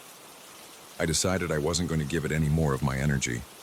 I set my phone on the coffee table and stared at it, wondering if it could do anything else to me. My stomach growled, so I heated up a frozen dinner. While it cooked in the microwave, I paced around the kitchen, feeling the tile under my feet. My knees felt weak. I kept looking over at my phone. I wondered if that picture was still in my browser's history. I almost wanted to delete everything, but I stopped. I was too wound up to make a decision. The microwave beeped and I tore open the packaging. The smell of cheap pasta sauce filled the kitchen. I forced myself to eat, but every bite felt hard to swallow. For the rest of that evening, I stayed away from my computer. I tried to distract myself with a TV show, but I couldn't focus. I felt my pulse jumping in my wrists. Every shadow in my apartment made me a little uneasy. I kept expecting something to appear in my peripheral vision. At one point, I got up and checked the locks again. I eventually crashed on the couch. My head pounded and my stomach churned a little, but I wasn't truly sick. I was just tense, sweaty, and out of sorts. I drifted in and out of a half-sleep, hearing the hum of the fridge and the occasional car passing outside. Around midnight, my phone buzzed. I jumped up, startled. It was a text from Ryan. "Sorry, man, didn't think you'd take it so seriously." I stared at his words and my hands started trembling. I wanted to yell at him, to blame him for everything that had happened. But I didn't even know if there was any real connection. All I knew was that before I clicked that link, my life had been normal. Now, within hours, my dad had a sudden health scare. My car died on the road, and a coworker had a severe episode of nausea. I couldn't handle anymore. My hands felt cold, and I could hear my pulse in my ears. I typed back a short reply. "Don't send me that crap again." Then I blocked him. I didn't want to see his name pop up on my phone anymore. I closed my eyes and tried to breathe normally. My heart thudded in my chest, and my arms felt weak. It was like my body was telling me to never look at that picture again. That night I slept for maybe 4 hours, waking up to every little noise in the building. The next morning I woke up with a knot in my neck. I checked my phone. No new messages except a couple from my dad saying he was feeling a bit better. He hoped to go home in a day or so. Dave texted that the doctors gave him fluids and medication, and he was resting at his place. Neither of them knew anything about the photo. Neither of them believed in curses, but I was done testing it. Maybe it was all a coincidence. Maybe I was letting fear get to me. None of that mattered, because in my gut, I felt something was off. I went to my computer that afternoon to clear my browser history. I didn't want a single trace of that image left. I hovered the mouse over the link for a moment, tempted to look at it again, to see if I missed something, but a nauseous feeling washed over me. My hands got sweaty and my pulse quickened. I clicked clear all and slammed the laptop shut. I still don't know if that photo had anything to do with my dad's health scare, or my coworker's crisis, or my car's breakdown. But I haven't looked at it since, and I've got no plans to revisit it. I'd rather move on and leave that link buried in my past. I never got an explanation from Ryan, and I never asked. Sometimes I wonder if things would have played out the same way if I just ignored his message. Even now, I get a twinge in my stomach when someone sends me a random image online. I can't help but remember that day. Sometimes I wake up and feel a trickle of dread, afraid that something else bad is going to happen. So far, life has been quiet. My dad recovered. My coworker got back to work after a couple of days. My car needed a new belt and some minor engine repairs, but it's been running fine ever since. I'm relieved, but I'm also cautious. I'm not here to say that photo was cursed for sure. I'm just telling you that I never want to see it again. That's my choice. If anyone ever sends me some so-called haunted image, I'm deleting it on sight. You can call it superstition or paranoia. I just call it common sense. Because if you'd gone through that chain of events in the span of 24 hours, you'd probably feel the same way. And that's all I've got to say about it. I'm done.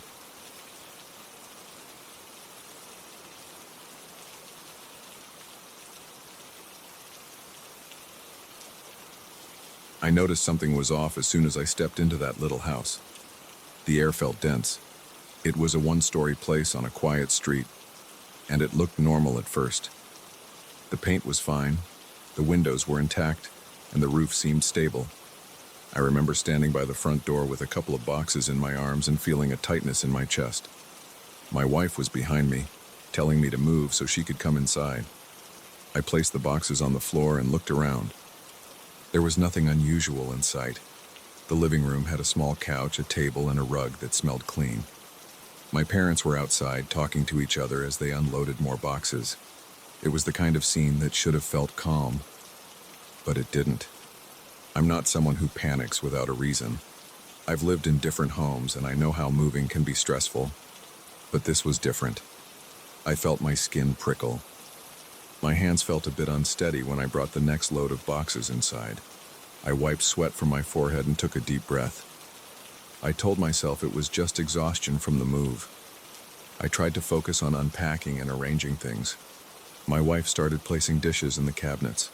My parents put their suitcases in the smaller bedroom. We didn't talk much at first. We were all tired. By the end of the day, we had most of our stuff in place. I decided to order pizza. I sat on the edge of the couch with a slice in my hand, staring at the walls.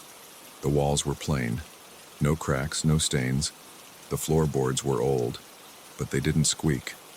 I went out to the backyard for some air and found a small area with some wild grass. It looked untouched, like nobody had bothered to mow for a while. The sky was clear, and I could see the outline of the roof. Nothing strange. I took a few steps around, listening to the distant hum of cars on the main road about 2 blocks away. Then I went back inside. We all went to bed early. I chose the main bedroom with my wife, and my parents took the smaller one down the hall. The place had only those 2 bedrooms. I remember standing in the doorway before lights out. I looked at the living room one more time. It was dark, and the windows reflected the faint light from the street. I shrugged and went inside the bedroom. I changed into comfortable clothes and lay down. My wife was already drifting off. She breathed slowly, and her face looked relaxed. I was almost asleep when I heard a sound above me. I opened my eyes. The sound had a steady rhythm. It wasn't random. It reminded me of boots on a hardwood floor, but it was on the roof. My heart rate picked up. I kept quiet, trying to figure out if I was just hearing things. Then I heard it again. Thud. Thud. Thud. Slow steps. I turned on the bedside lamp and looked at the ceiling. It was dark, except for the small circle of light from the lamp. The steps moved across the roof, over the bedroom, then over the hallway, then back. I sat up and tried to breathe calmly.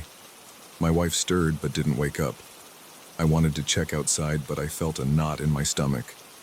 I thought it might be an animal, but the steps were too heavy. After maybe 10 minutes, it stopped. I waited a bit longer, then got up and went to the front door with a flashlight. I stepped outside in my slippers and looked at the roof. I couldn't see anything. No movement, no person, nothing that would cause that sound. The street was silent. There were a few streetlights, but they were weak. The air was cool and my skin felt clammy. I stood there for a minute, then went back in. I locked the door behind me and told myself I'd figure it out in the morning. The next day I woke up feeling tired. My wife was in the kitchen making coffee. She said she heard me get up during the night, asked if everything was okay. I told her about the steps on the roof. She paused and frowned. She said she slept through it, so she wasn't sure. My parents came in for coffee and I mentioned the footsteps. My dad said I was probably hearing the wind. My mom said maybe it was some branches scraping against the roof. But there were no trees near enough to do that. I decided not to push it. We had things to do, like finishing the unpacking and grocery shopping. By lunchtime, we started snapping at each other. My mother complained about the fridge temperature. My father started criticizing the layout of the living room. My wife rolled her eyes at me when I tried to calm them down. I felt my face get hot. My shoulders tensed and I wanted to shout, but I just held it in. We ended up eating in silence. Afterward, I went to the hardware store to get a ladder. I wanted to check the roof myself. I spent an hour on top of that house walking around. The shingles were in decent shape. No signs of damage, no footprints, no dirt patches. There was no obvious entry for an animal. I stood up there squinting at the street. A neighbor walked by but didn't look my way. Everything seemed normal, just boring. Yet I still felt unsettled. That night I decided to stay up later. Everyone else went to bed around 10. I sat in the living room with the lights off. I tried to stay quiet, listening for any noise. At around midnight, I heard those steps again. They started over the bedrooms. Thud, thud, thud, slow and steady. My throat felt dry. I stood and looked out the front window. I couldn't see the roof from that angle. The steps moved again, across the roof toward the living room area. They paused. Then they started up again in the same spot as before. I heard a soft vibration through the ceiling. I felt my skin crawl. My heart was pounding. I flipped on the porch light and rushed outside. The footsteps stopped. I couldn't see anything up there. I walked around the house, My slippers got wet from the dew on the grass. No one was around. I opened the backyard gate. Empty yard, dark corners, no movement. I looked up at the roof again, shining the flashlight around. No reflection of eyes, no silhouette, nothing. The sound was gone. I hardly slept that night. When I drifted off, I had random jolts of anxiety. My wife asked me in the morning why I looked so pale. I told her I had heard the footsteps again. She believed me because I'm not the type to lie about that. My parents seemed annoyed. My mom said maybe it was the pipes. My dad told me I was too jumpy. I felt my jaw clench. I said I'd call a roofer to check for issues. My father shook his head and went outside to tinker with his car. Over the next few days, the same routine repeated. Every night I heard heavy steps on the roof. They started around midnight and lasted for several minutes. Sometimes they came back again around 2 a.m. My parents began arguing more often about small details. My mother complained about how my father never helped with cooking. My father complained about how the plumbing was too loud. My wife and I started snipping at each other too. She said I was too fixated on the roof problem. I told her she was ignoring it. She stormed off a few times. I felt a constant tightness in my chest. One afternoon, a roofer came to check everything. He walked around, knocked on the roof, looked in the attic. He found nothing. No damage, no signs of rodents or other creatures. He said the place was fine. He left, and we still had no explanation. That night, the footsteps came again. They were strong. I could hear them overhead while I lay in bed. I felt sweat trickle down my back. My wife was tense next to me. She pulled the blanket tighter. Neither of us said a word. I listened to the steps until they stopped. Then I fell asleep around 3 a.m. When I woke up, I heard my parents yelling at each other in the kitchen. I rushed in and found them shouting about something trivial, maybe the groceries or the coffee filters. My father banged his fist on the table. My mother threw her hands up. My wife stood by the sink rubbing her temple. She looked at me and said she felt a headache coming on. My father stomped off to the living room. My mother slammed a cabinet. It felt like no one wanted to be in the same room. My pulse was racing and I sensed a slight tremor in my fingers. I hated the feeling. Later that day, my wife pulled me aside. She said she couldn't take the tension anymore. She said she felt like the house was making everyone angry. I agreed. Something about the place felt oppressive. I couldn't see anything wrong, but it was there. My mother and father hardly spoke unless they were complaining. My wife and I were on edge too. That night, the footsteps sounded louder. I got out of bed and walked into the hallway. I looked up at the ceiling. The overhead light was off, so it was dark.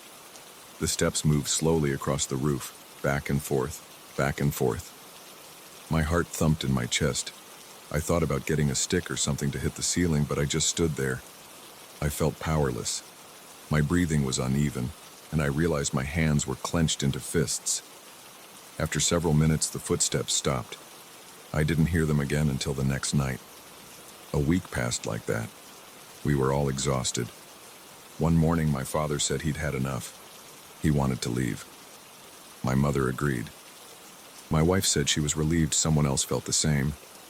I felt a wave of relief too. We packed our things. We didn't bother to deep clean or fix up the place. We just shoved our stuff into boxes. The atmosphere was heavy the entire time. No one smiled. No one even had the energy to argue anymore. We just wanted out. We left that afternoon. I remember locking the front door and feeling a cold sweat on my forehead. I got in the car with my wife and my parents got into their own car. As we pulled away, I glanced at the roof. Nothing moved. The house looked still and quiet.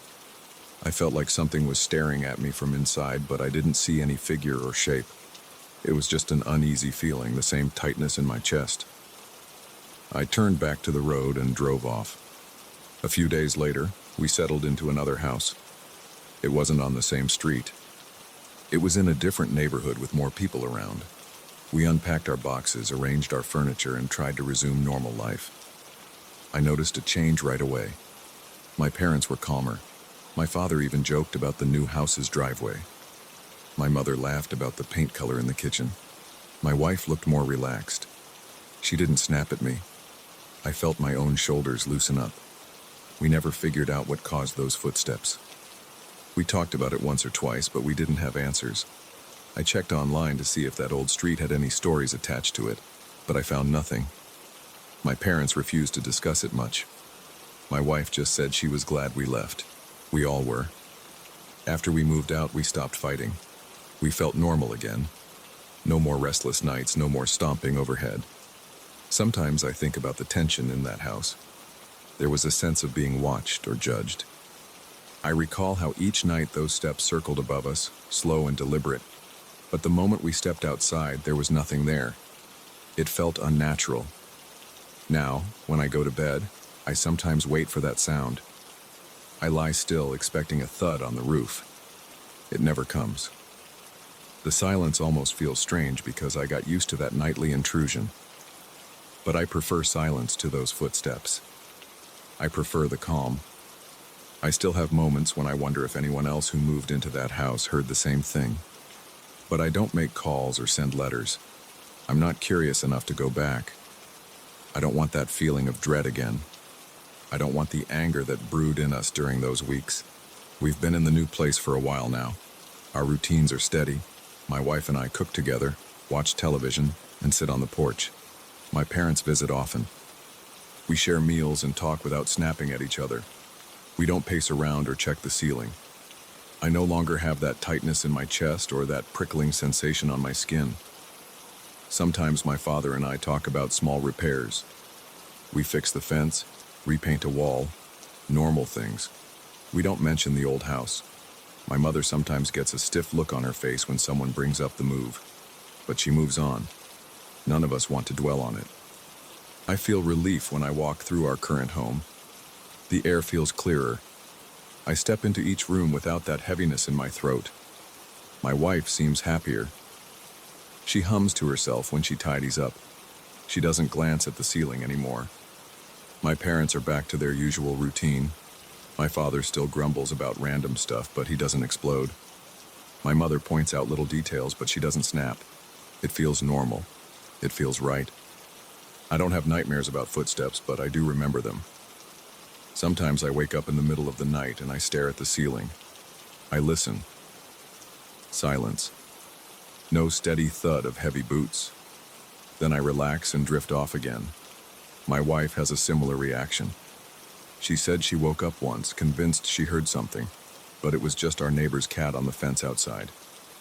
She laughed it off and went back to sleep. I've heard stories about strange houses, odd noises, or weird events. I never took them seriously before this, but now I don't dismiss them. I experienced something I can't explain. Maybe it was just some unknown cause, like pipes or weird structural issues. Maybe it was something else. I don't know. I just know that place made us uneasy. It made us angry and tense, and it didn't stop until we left. I'm glad we did. I sometimes drive by that street for other errands, but I don't look for that house. If I see the street sign, I keep going. I feel a little twist in my stomach, and I force myself to focus on the road. I don't want to see if there's a new family there. If there is, I hope they're doing okay. Maybe they don't hear footsteps. Maybe they do. It's none of my business now. We talk about the future a lot these days. My wife wants to travel. My parents are thinking of moving somewhere warmer. I'm not worried about nightmares or hidden noises anymore. I just focus on what's in front of me. Life is better when there's no pounding overhead, no tension in every conversation.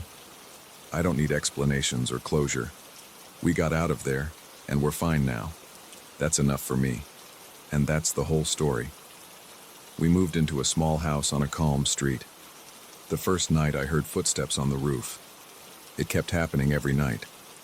The house felt wrong, and we argued over small things. We decided to leave. After that, our lives got back to normal. No more footsteps. No more tension. That's all I can say. I don't have a grand theory or a lesson learned. I only know we're happier away from that house, and I have no desire to step inside it again.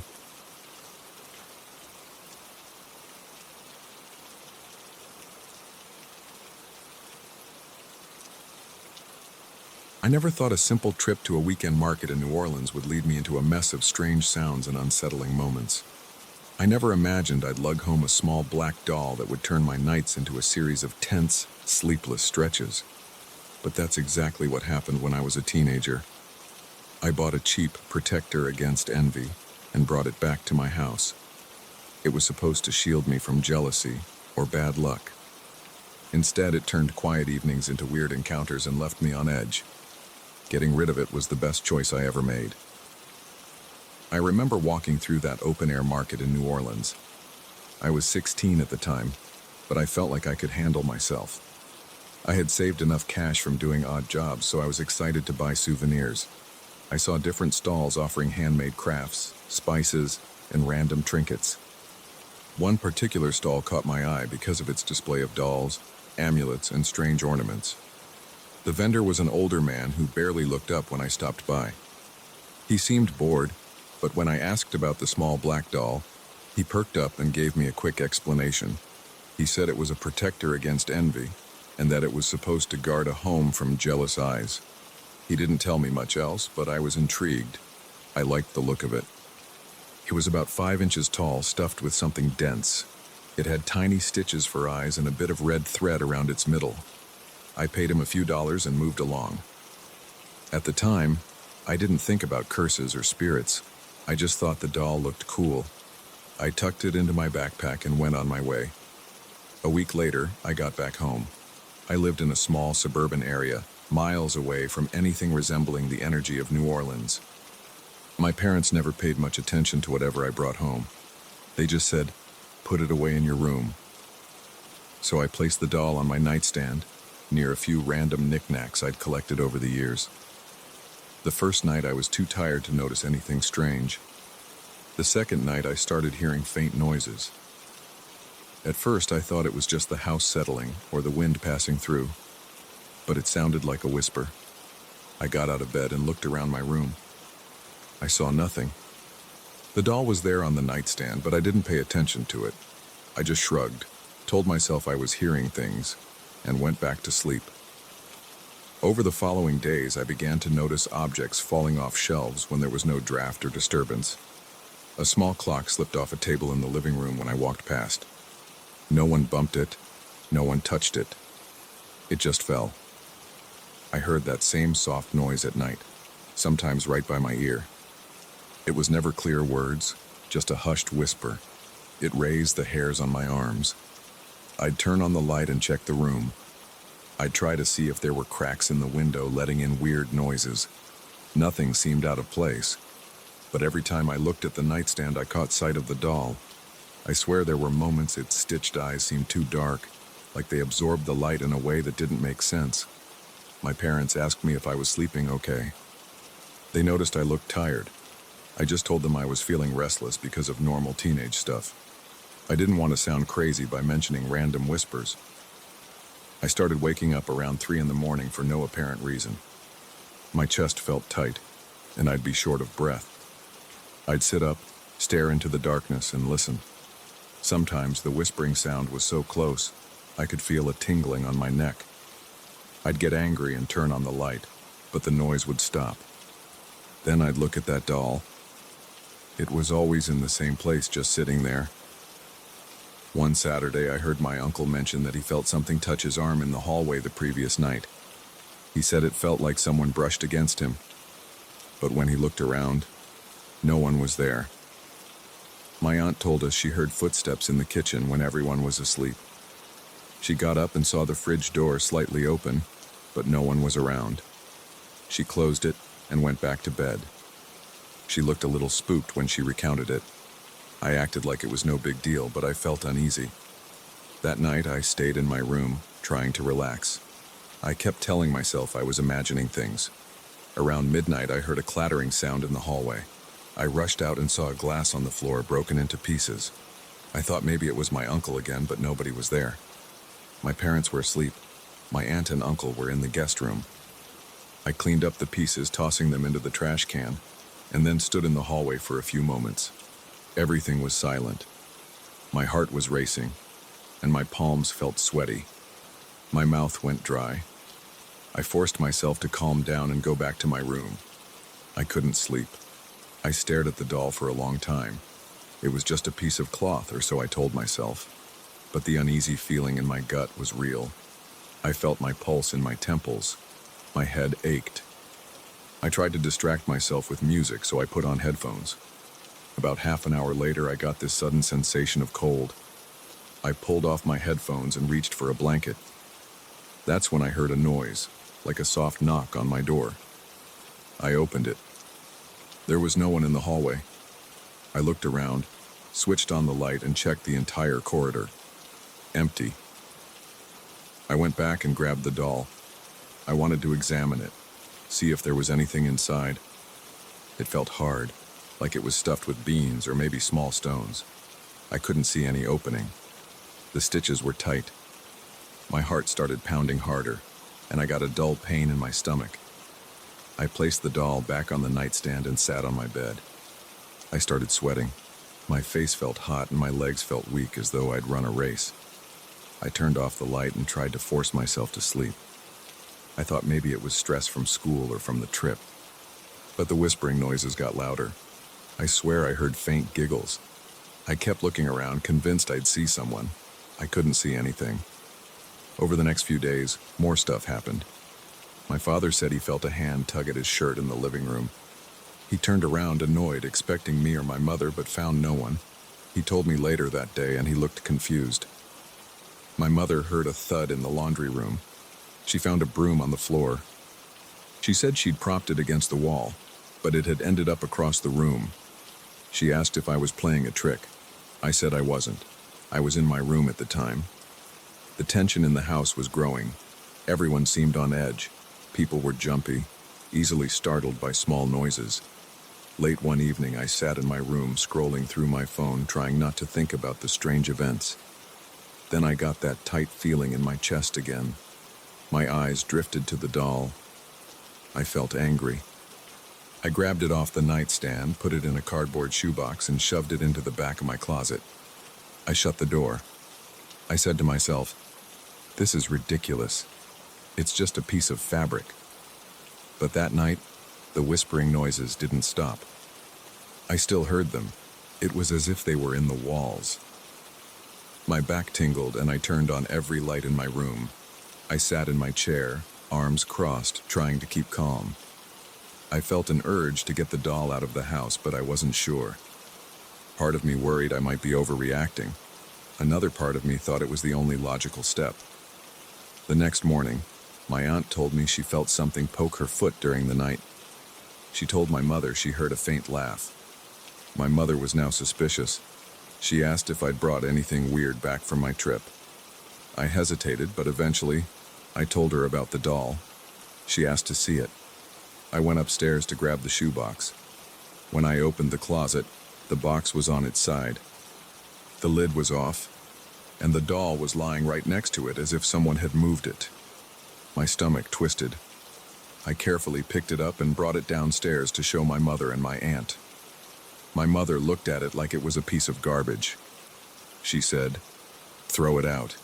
This doesn't belong in our house." I resisted at first, saying it was just a souvenir, but the look on her face told me she was serious. She left the room without another word. I took the doll back upstairs and sat on my bed with it in my hands. I felt torn. It was just something I'd bought at a market. I didn't understand why it would cause so much trouble, but the voices, the objects falling, the touches, everything started after I brought it home. I couldn't deny that. I felt my heart racing as I stood up. I marched down the stairs, walked outside, and headed to the trash bin by the curb. The sun was setting, and the street was quiet. I lifted the lid, dropped the doll inside, and closed it. My hands shook. My breath was uneven. I felt a wave of relief, though I was still on edge. After I threw the doll away, the house grew quiet. I didn't hear whispers that night. I waited, fully expecting something to rattle or fall, but nothing happened. I slept straight through the night. The next morning, my father seemed relaxed. My aunt didn't complain about any weird touches. My mother looked calm. Nobody mentioned the doll again. I pretended it never existed. We went about our usual routine. Over the next few days, the place felt normal. No unexplained footsteps, no objects shifting, no whispered voices. I kept checking the trash bin, half expecting the doll to reappear, but the collection truck came and took it away. I felt an odd mixture of relief and embarrassment. Part of me wanted to forget it all, but I still replayed every strange noise in my head. I didn't like the feeling of not having an explanation, but I decided I didn't need one. All that mattered was that the weird experiences stopped. My parents never pressed me for details. I think they just felt better once things settled. My uncle asked me once if I believed in curses, and I just said, I don't know. I didn't want to dig into it. I wanted to move on. I went back to focusing on school, hanging out with friends, and saving up for new gadgets. The memory of those whispers popped up occasionally, especially late at night when the house was silent. But I would remind myself that I threw that little thing away, and that was the end of it. As I got older, I stopped thinking about it. Sometimes, though, I'd remember how real it felt. My heart would race a bit, and I'd get that same tingling on my arms. But the sounds never came back, and nothing else happened after that. It was like it all ended the moment the garbage truck drove off with that shoebox. I'm glad I listened to my gut and tossed it. I don't know what else might have happened if I had kept it. I never bought another weird souvenir. I learned to be cautious with random items, especially ones with labels like "Protector Against Envy." If I see something like that, I just walk away. When people ask me about New Orleans, I talk about the music, the food, and the unique atmosphere. I don't bring up that market booth or the doll.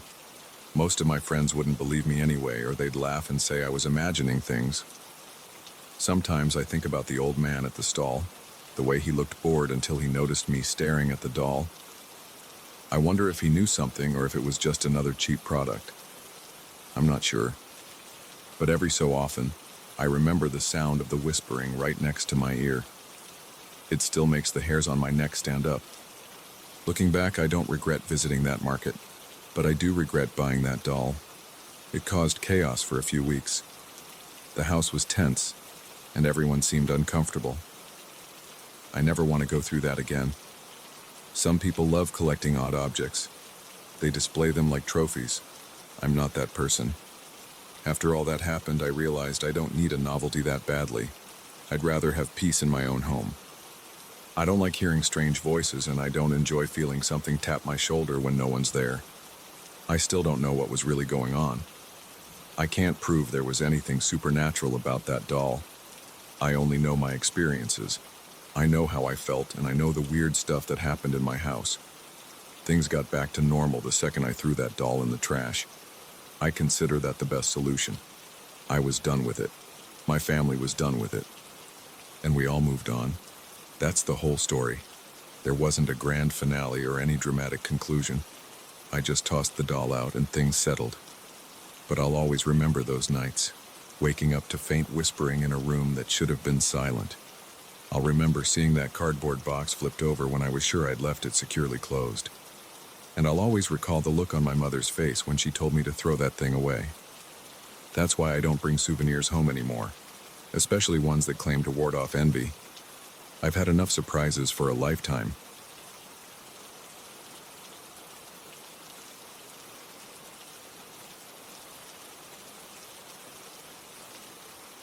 I got the job on a Monday afternoon. The employment agency called me and asked if I was still interested in a private driver position. I said yes right away. They told me the client was a wealthy family who lived in a large house by a lake. The pay was good, and they needed someone to start immediately. I didn't ask many questions. I just wanted the job. I showed up the next morning at their gate, dressed in a clean suit, ready to drive wherever they told me. I had no idea what I was walking into. My first impression of the house was that it looked too big. It had tall windows facing the water, a long driveway, and high stone walls around the property. I saw a gray sky reflected in the lake and felt the cold wind on my face. The front door was huge, made of dark wood, and it opened with a slow creak. A housekeeper greeted me in the foyer.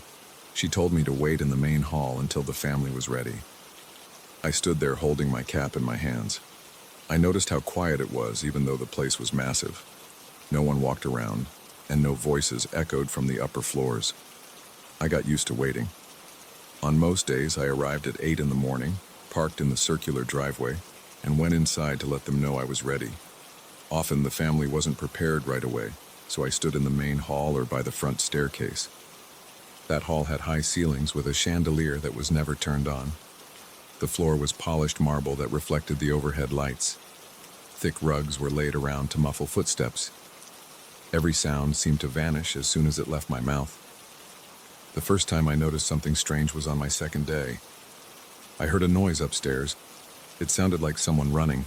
Quick, heavy steps, then silence. I looked up, expecting to see someone on the balcony or near the railing, but I saw nothing.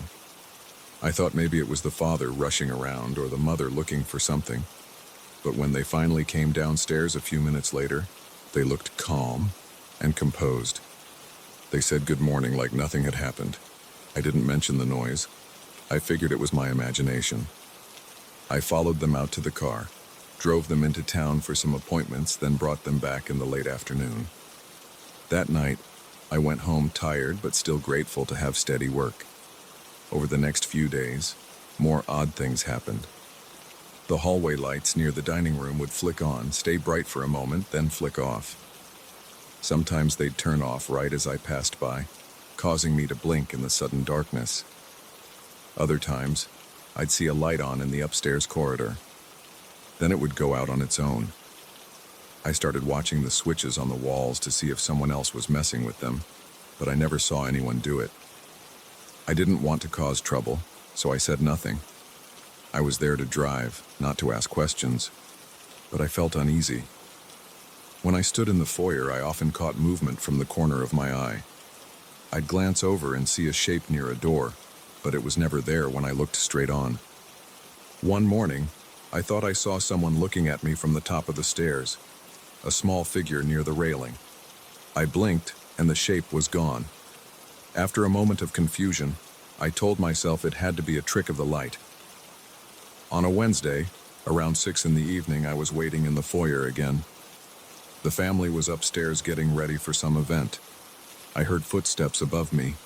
They were quick and uneven, like someone pacing back and forth.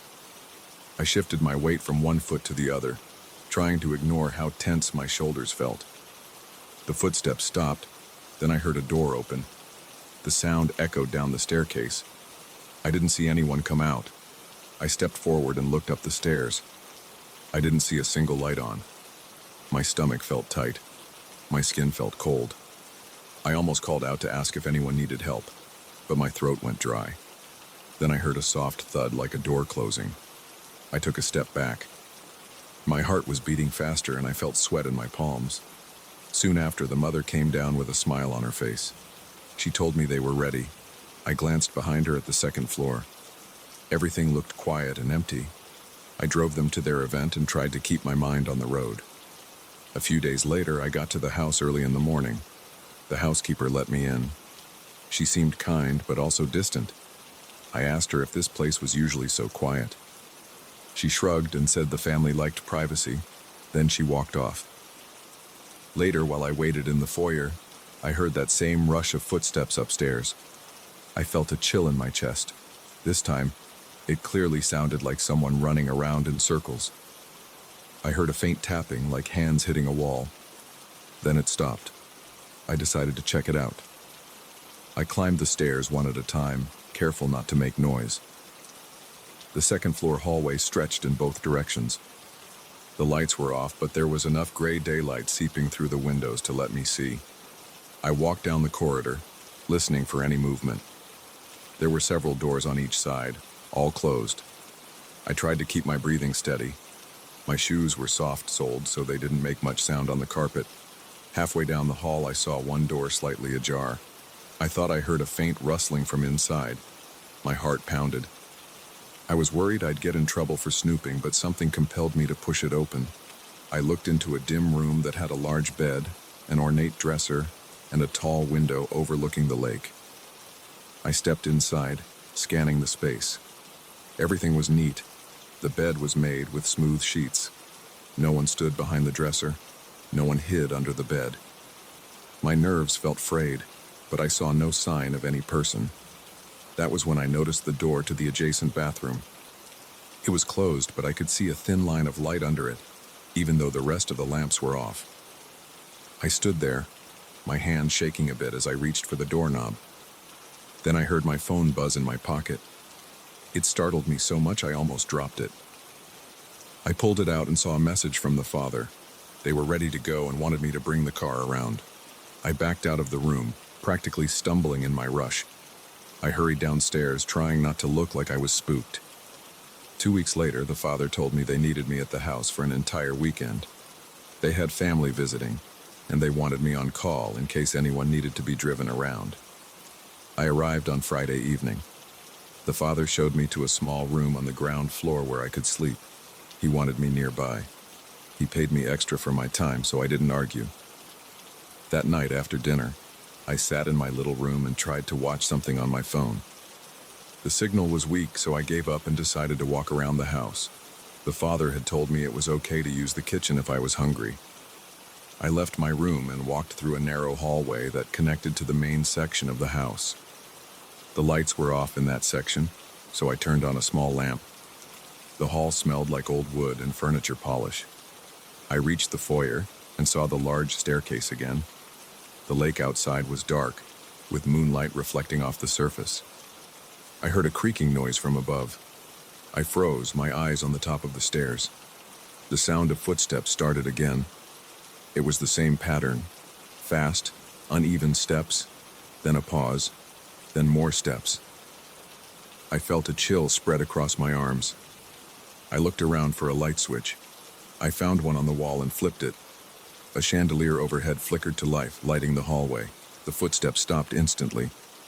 I stared at the top of the stairs, my pulse thumping.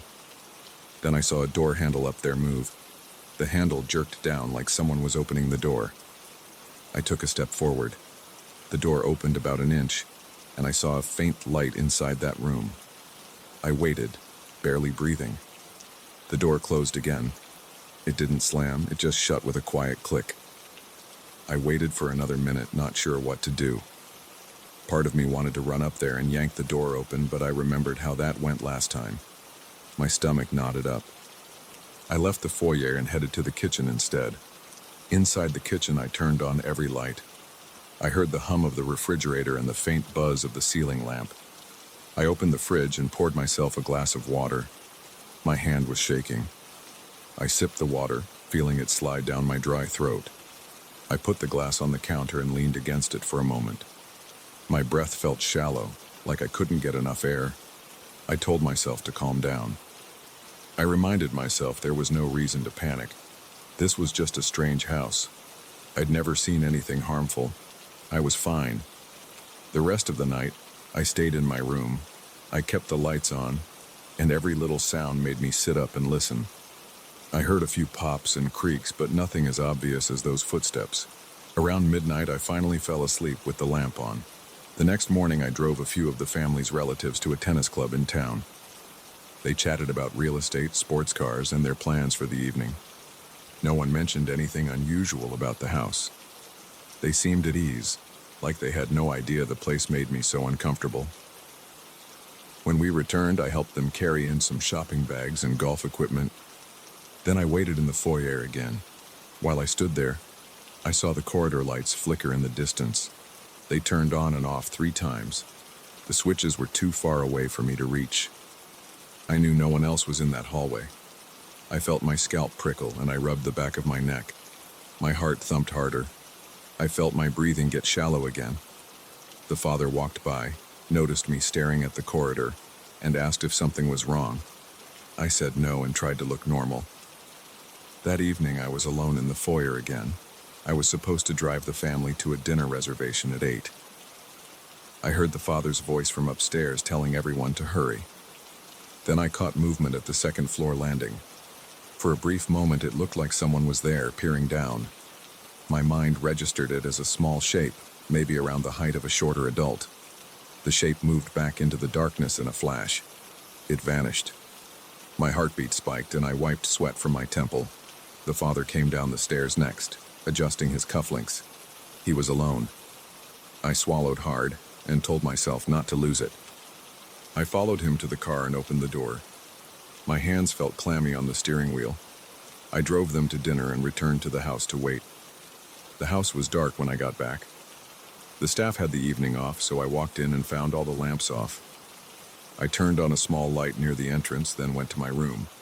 My head pounded, and my body felt tired. I tried to rest, but I couldn't stop thinking about that shape on the landing. 2 days later, I decided I'd had enough. The father told me they wanted to renew my contract for another month. The money was tempting, but every time I drove onto the property, I felt my chest tighten. I thought about the flickering lights, the footsteps, the occasional figure that never seemed to have a face. I remembered how the house stayed dark, and how the staff walked around quietly, never commenting on anything strange. It felt wrong. I went into the father's study, sat down, and told him I couldn't continue. I said I appreciated the opportunity, but I needed to leave. He frowned, asked if there was a problem, and I just said it wasn't working out for me. He didn't pry. He simply said thank you for my service and told me I was free to go after I dropped them off that afternoon. I drove them to their appointment in silence. My skin felt warmer once I left the estate. When I came back for my final paycheck, I didn't even want to step inside the foyer. I took the envelope from the housekeeper at the door and said goodbye. She gave me a polite nod. I felt a strange sense of relief when I got back in my car. I never talked to the family again. Sometimes I think about that house by the lake. I remember the feeling of cold air in the halls, the sudden flicker of lights, and those footsteps that never made sense. I recall the figure at the top of the stairs. I don't know what it was. I only know I couldn't handle staying there any longer. I left and I haven't looked back.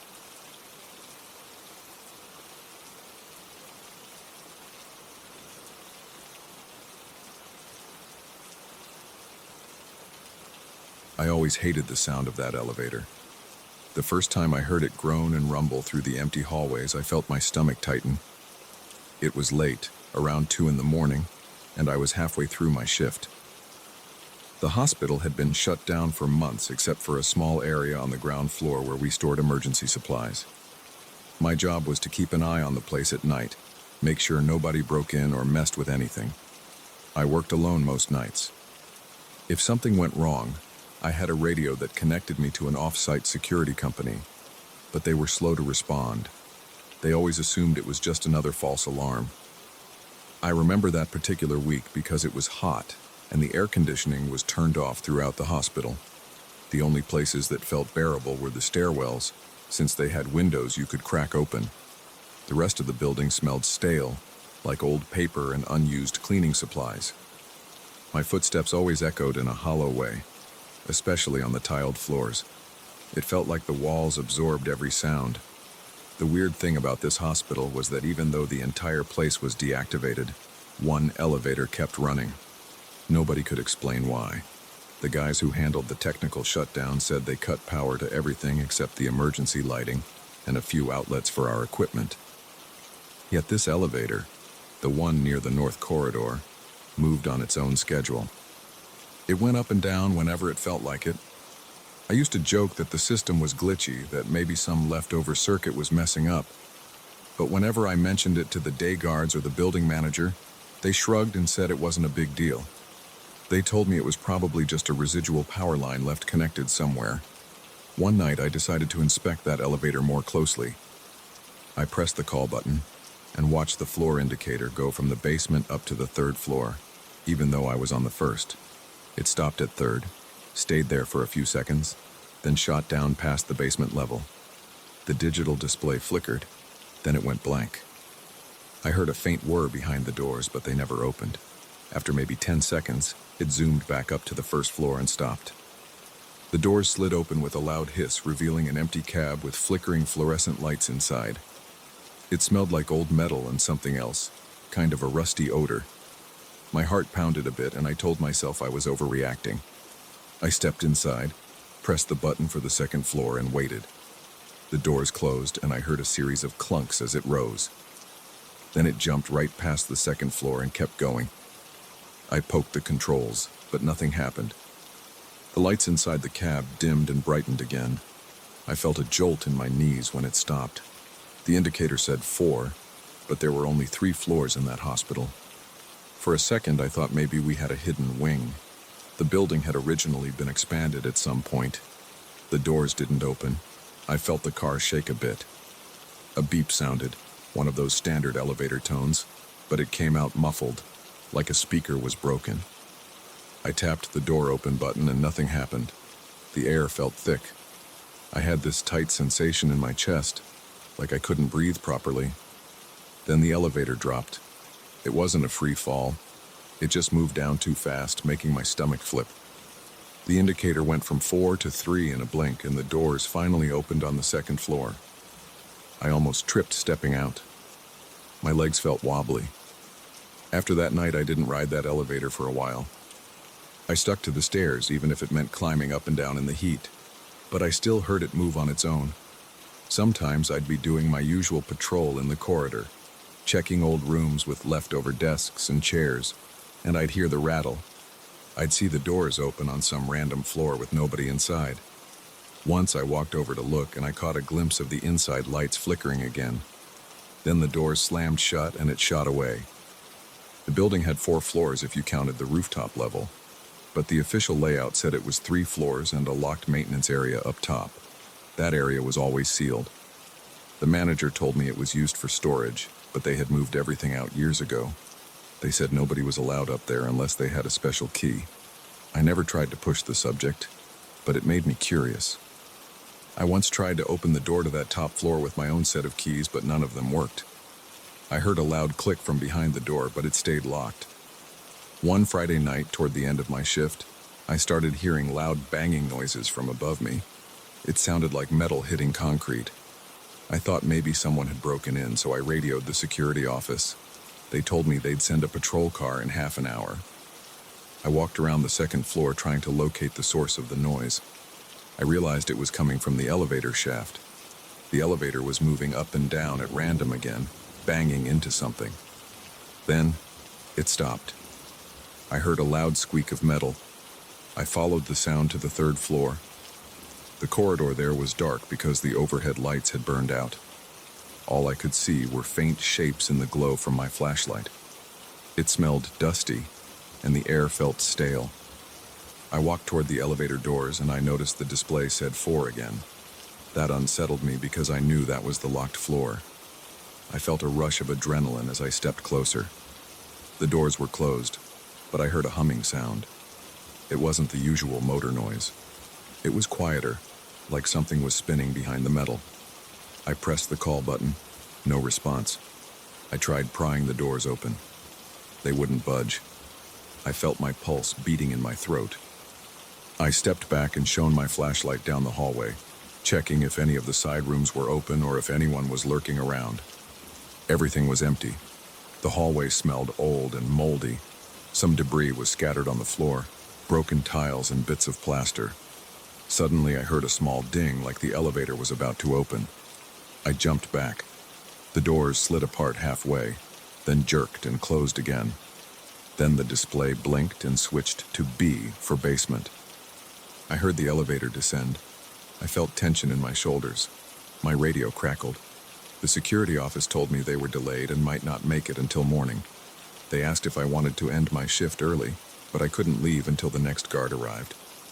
That meant I had to spend the rest of the night alone with this nonsense. I kept doing my rounds, trying to ignore the elevator. I walked through the wards on the 2nd floor, checking each door and listening for any more sounds. I made my way back to the main staircase, intending to go down to the ground floor and sit at the security desk for a while. As I reached the top of the stairs, I noticed a faint light coming from the corridor leading to the locked floor access. My flashlight was on, but this other light looked different, kind of a weak yellow glow. I went toward it. The door to the top floor, the one that was always locked, had a soft light under the frame. I tried the handle. It was still locked. I pressed my ear to it. I heard a buzzing sound like faulty overhead lamps. I also heard a slight scraping noise like something sliding across the floor. My heart thumped. My hands started sweating. I glanced around. trying to find a reason for that light. All the power should have been cut off up there except for the emergency fixtures. I double-checked the main fuse boxes earlier in the month. There wasn't supposed to be any working light on that floor. I felt a chill roll down my spine, even though it was hot in the building. The hallway felt empty. My flashlight shone on cracked tiles and old signage on the walls. I heard the elevators rumble somewhere far below me. I decided to test my keys again, even though I knew none of them opened that door. I tried every single one. The lock didn't turn. I pressed my shoulder against the door, but it was solid. I stood there for a minute, just listening. My breathing sounded too loud. My mouth felt dry. Then the elevator's metal clank echoed from behind me. I spun around and saw the elevator at the other end of the hallway. The display read 3, but the doors were open, and the cab looked dark inside. I felt a compulsion to look inside again, like maybe I'd missed something before. I walked slowly over to it, shining my flashlight into the cab. The overhead light in the elevator was flickering again, casting quick shadows along the walls. The control panel was lit up, but none of the floor buttons were pressed. I stepped inside carefully, making sure the door didn't shut behind me. I pushed every button, testing them. The door close button worked, but then the doors bounced back open. The elevator didn't move. At that moment, I heard a faint voice, or maybe it was just a mechanical hiss. I couldn't tell. It came from somewhere above the elevator ceiling, like in the shaft. I looked up at the little hatch overhead. It was closed. My chest tightened again, and I felt a rush of panic. I started pressing the ground floor button over and over. Nothing happened. Then, without warning, the doors slid shut, and the car jerked up. The lights inside flashed. My stomach twisted, my ears popped. I watched the indicator jump straight from 3 to 4. The elevator stopped with a hard thud. The doors wouldn't open. My mind raced. I grabbed the emergency phone. It gave me a dead tone. I tried the radio on my belt. Only static came through. I felt sweat trickle down my neck. My heartbeat pounded in my temples. I started hitting the door with my flashlight. I shouted that I was stuck, just in case someone, somewhere could hear me. I kicked the doors. They didn't move. The lights in the elevator flickered in a slow pattern. I felt like the air was getting stale. Then, something clicked. The doors opened. I raised my flashlight. I was looking at a hallway that I'd never seen before. The walls were yellowish. A few ceiling lights worked, but they were dim. The floor looked scuffed, like it had been used recently. I smelled something like disinfectant. My heart hammered, but I stepped out. I felt a draft on my face. The hallway stretched left and right. Both ends were dark. This shouldn't have been possible. The top floor was supposed to be locked up tight with no lights. But there I was, standing in front of a corridor that seemed active. I took a few steps forward, shining my flashlight around. There were closed doors on each side of the hallway. Some had peeling labels. One door said, Storage A. Another said, Maintenance Office. I heard a faint buzzing from behind one of them, like a fluorescent lamp. My eyes stung from the old chemical smell in the air. The temperature felt colder up there. My teeth almost started chattering. I forced myself to walk, but my legs felt heavy, like they didn't want to move. I tried the first door. It was locked. The second one opened a couple inches, but something blocked it from the inside. I pushed it, and it scraped across the floor. I flashed the light in. I saw shelves against the walls and some boxes on the floor. Everything was covered in a thick layer of dust, except for a small space by the door where the floor looked clean, like someone had been standing there recently. My heart thumped even harder. I tried to swallow, but my mouth was dry. I decided to head back to the elevator. The entire scene felt wrong, and I needed to get out. But when I turned around, the elevator doors were closed. The panel above it was dark. I walked over and pressed the call button. Nothing happened. The elevator seemed dead. I slammed my fist on the doors. I heard the echo travel down the shaft. Then, out of nowhere, a loud clang sounded behind me. I spun around, pointing my flashlight. One of the doors at the far end of the hallway had opened. It squeaked on rusty hinges. I couldn't see inside, but I saw movement. It looked like a shadow crossing the doorway. My breath caught in my throat. My legs tensed. My mind screamed at me to run. I stepped back, pressing the elevator button again, even though I knew it did nothing. The shadow in the doorway moved again. Then the door slammed shut. The hallway went silent. I felt my pulse banging in my head. My hands shook so much that the flashlight beam trembled. I pressed the elevator button one last time, and to my shock, the doors opened. Inside, the elevator lights were bright again, like nothing was wrong. I jumped in, smashed the ground floor button, and the doors shut. The elevator dropped quickly, but not as violently as before. The indicator read 3, then 2, then 1, then B, skipping everything in between. My stomach flipped. Finally, it stopped at the first floor. The doors opened onto the same dark corridor I'd known all those nights. I ran out and used the stairs to get to the ground floor. I didn't even glance back. I made it to the security desk, gulping for air. My uniform was soaked with sweat. I grabbed the phone, called the security company, and told them I was done for the night. I said if they wanted me back, they'd have to send someone else with me. I wasn't staying alone anymore. When the morning guard showed up, I told him what happened. He just stared at me. He said he'd never gotten that elevator to go to any floor above the 3rd.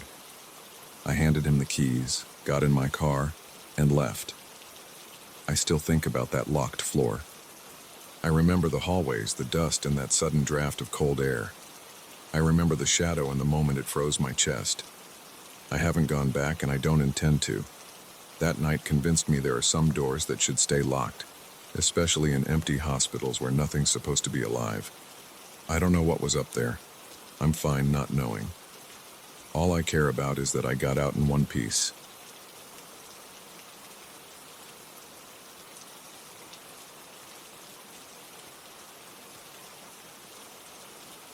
I moved into that old place because the rent was so low it felt like a prank. I had checked a dozen apartments that month, and every landlord wanted more money than I could spare. Then I found this 100-year-old house on a real estate site. The ad showed a dark, weathered exterior and dusty windows. It mentioned a massive yard, thick walls, and a surprising amount of space.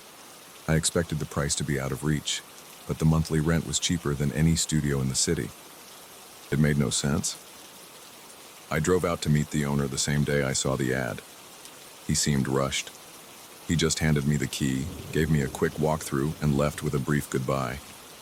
I didn't think too hard about it. I needed a place. And this was a dream deal on paper. I'm a practical person. I don't obsess over stories or rumors. When I signed the lease, I only worried about fixing a few broken door hinges and maybe scrubbing some grimy floors.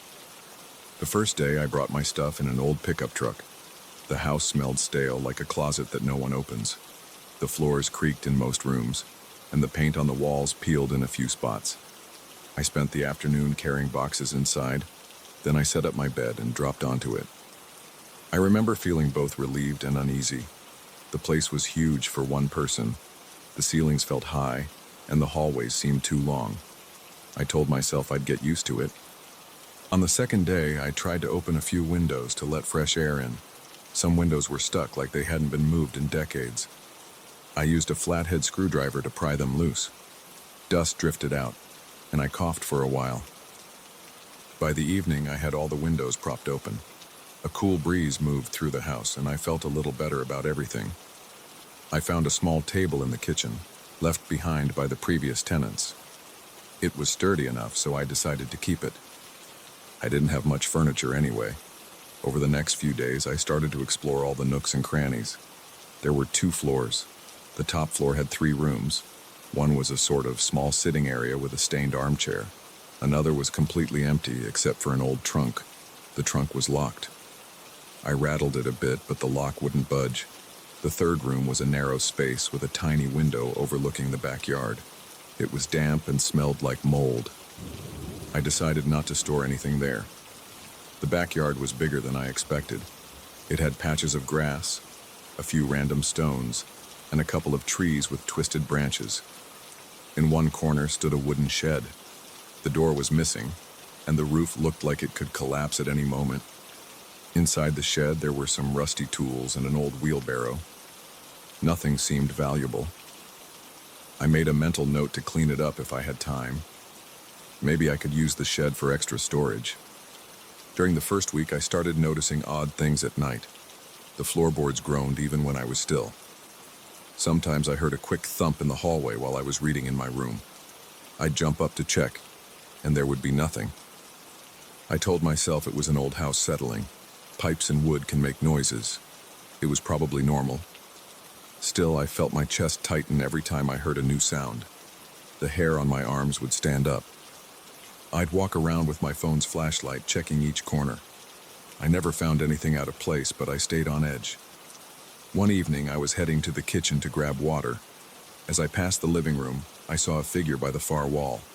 It was a man, or at least it looked like a man. He wore dark trousers and a jacket with a strange cut, like something you might see in old photographs from the 1920s. He was standing there, facing me. At first, I froze. My legs felt heavy. My heart slammed in my chest. I could barely swallow. The man smiled, which made me step back. I didn't hear him speak. I just saw his face and his eyes. Then I blinked, and he was gone. I stood there panting. My hands shook, and I felt sweat on my forehead. My mind spun. I wondered if I was half asleep or if the dim light was playing tricks on me. I walked around the living room, flicked all the lights on, and checked every corner. No one was there. I felt a chill in my stomach. The next day, I asked two neighbors if they knew anything about the house. One older man stared at me, then asked if I had seen something strange. I told him I thought I saw someone inside. He said I wasn't the first person to mention that. According to him, a previous resident left in a hurry after claiming they saw a person in old-fashioned clothes walking around. The neighbor also said that a man who lived there decades ago had vanished. He didn't know the details, only that the man's belongings were still inside the house when the authorities arrived. It was never resolved. No one found any official record of where he went. He just disappeared. The neighbor shrugged and said the house had a reputation for scaring people off. I forced a laugh and tried to sound casual, but my stomach felt tight. I kept that in my head as I went back home. I told myself I didn't believe in ghosts or anything supernatural. I tried to stay busy. I hung some pictures. I bought a few rugs at a discount store. I added a bright lamp to the living room. Every time I saw that corner where I spotted the man, I felt uneasy. My breath would catch. I avoided looking directly at that spot. Eventually, I just kept a small lamp on all the time, so it was never dark in that area. About a week later, I decided to clear out the backyard more thoroughly. The grass was taller than I realized, and the earth felt lumpy in places. I borrowed a shovel from a friend. As I was digging near the shed, I hit something solid. I got on my knees, brushed the dirt away, and found what looked like small bones. They weren't large enough for a cow or anything big, but they were too big for something like a rodent. I took a closer look. My mouth went dry. I felt an uncomfortable jolt in my chest. They looked oddly shaped. I couldn't tell what animal they belonged to. The bones had a yellowish-brown color, and some fragments looked broken. I scanned the area for more. I found a few more pieces nearby. My hands trembled as I collected them. I didn't want to leave them there. It felt wrong. I wrapped the bones in an old cloth and put them in a shoebox. I wasn't sure what to do next. My mind raced with possible explanations. Maybe an old pet was buried here. Maybe it was something else. The smell of damp dirt clung to me. I started to feel a headache coming on. It was late in the afternoon, and I didn't want to look at those bones anymore. I placed the shoebox in the shed on a crate and left. That night, I had trouble sleeping. I kept picturing the weird shapes of those bones. I heard noises in the hallway around midnight, a soft shuffle, like footsteps dragging across the floor. I stayed under the covers, my heart pounding. My mind replayed that moment in the living room. I remembered the figure's smile and felt a queasy sensation in my stomach. After a while, I forced myself to stand up. I turned on all the lights and walked from room to room, checking. My hand felt clammy on the doorknobs. My breathing was shallow.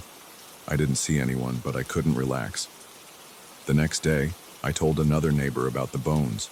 He suggested taking them to a local vet, or maybe the police to check if it was an animal. I decided to handle it quietly. I drove to a small veterinary clinic on the edge of town. The vet looked at them for a minute, but he said he wasn't an expert on old skeletal remains. He guessed it might be a small dog or something similar. He looked uncomfortable, like he didn't want to get involved. He just told me I could bury them in a proper place or contact animal control. I felt uneasy carrying those bones around. I found a local pet cemetery that accepted remains for burial. I paid a small fee and they took the box. I told them I didn't know what type of animal it was, and they said they would handle it respectfully. As I left, I felt a slight sense of relief, like I had done the right thing. My heart still pounded as I drove home, though. My mind kept looping back to that figure in the living room. After I got rid of the bones, I noticed the house felt quieter. The floor still creaked, but I didn't hear as many strange thumps or scraping sounds. The nights were still uncomfortable, but I slept a bit better. Sometimes I thought about the man who vanished decades ago. I wondered if those bones had any connection to him, but I tried not to dwell on it. The neighbor said there was never any record of a crime or anything. The man just left and didn't return. No one had proof he died. For all I knew, he moved away without telling anyone. One afternoon, I decided to open that locked trunk upstairs. I had a small crowbar in my toolbox. The lock was rusty. I wedged the crowbar under the metal clasp and pushed. It snapped open with a loud crack. Inside, I found old newspapers, a cracked mirror, and a couple of folded jackets. They looked old-fashioned, maybe from the 1930s or 40s. The newspapers didn't have any big headlines. One article mentioned a local fair. Another talked about storms. I didn't see anything about a disappearance or anything else unusual. I pulled out the jackets. They smelled musty. I tossed them aside, not wanting to keep them. Underneath, I found a notebook with a few pages torn out. The remaining pages had scribbled notes about gardening and some sketches of plants. Nothing about a person leaving or something sinister. It felt underwhelming. The sense of relief I had after burying the bones didn't last forever. On some nights, especially when the wind picked up, I felt that same tension in my chest. The hallway lights would flicker sometimes. The old wiring, I assumed. Every so often, I thought I saw a quick movement in my peripheral vision, like someone crossing from one room to another. When I turned my head, there was nothing. My body would tense up. I'd feel my lungs tighten. I'd grip my phone or flick on a flashlight. The house always looked empty. I tried to invite a couple of friends over for a small get-together, hoping that more people in the house would break the weird spell. We grilled some burgers in the backyard. I kept glancing at the spot where I had dug up the bones. It was just dirt and grass now. The shed was still half falling apart, but I didn't mention anything to my friends about what I found. They didn't comment on anything strange, although one friend joked about the place looking haunted. I shrugged it off. At least for a few hours I felt normal. We ate, drank some beer, and stayed outside until dusk. After they left, I locked all the doors and windows. The silence inside the house felt heavier than before. Since then, I haven't seen the man in the corridor or anywhere else. I still think about him. I can't explain the sight of that figure and the old-fashioned clothes. It wasn't a reflection or a shadow. I saw his face clearly. That smile sticks in my mind. Sometimes I wonder if the bones I found released some kind of energy when I removed them. I'm not a superstitious person, but the difference in the house's atmosphere is hard to ignore. It's been a while now, and I live here quietly. The rent is still low. My landlord rarely contacts me. The neighbors wave when they see me, but they don't bring up the house anymore. I keep the place as clean as I can. I've repaired a few things. I never found any more strange objects or remains in the yard, though I haven't dug much since then. The trunk upstairs is empty now except for that mirror and the old newspapers. I keep my clothes in my own suitcase. For some reason, I don't want to store anything in that trunk. When I'm home at night, I still get a weird feeling in my stomach from time to time. It's like a subtle warning.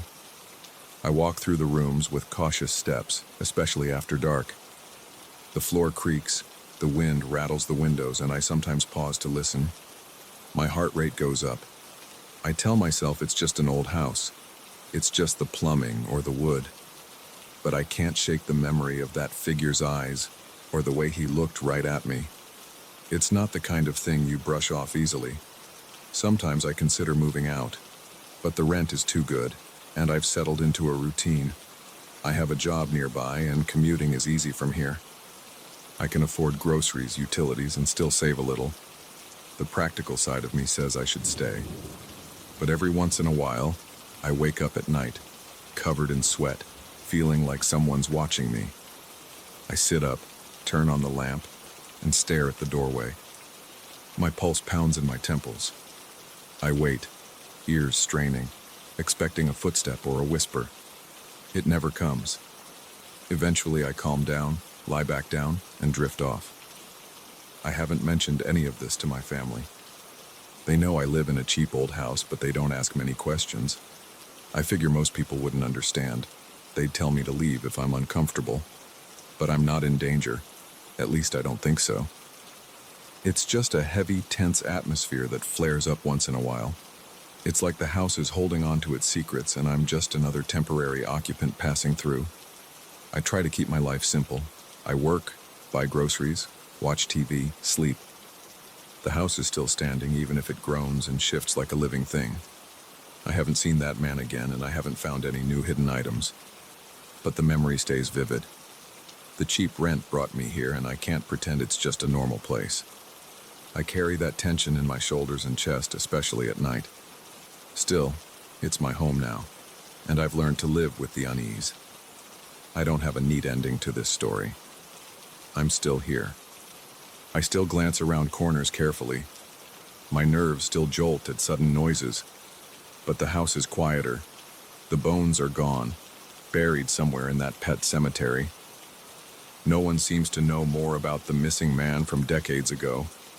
Maybe he's still out there. Maybe he just walked away from this place and never looked back. Whatever happened, he left an echo behind. I felt it. Maybe I still do.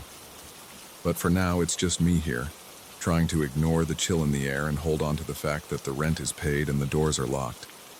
And that's enough to keep going.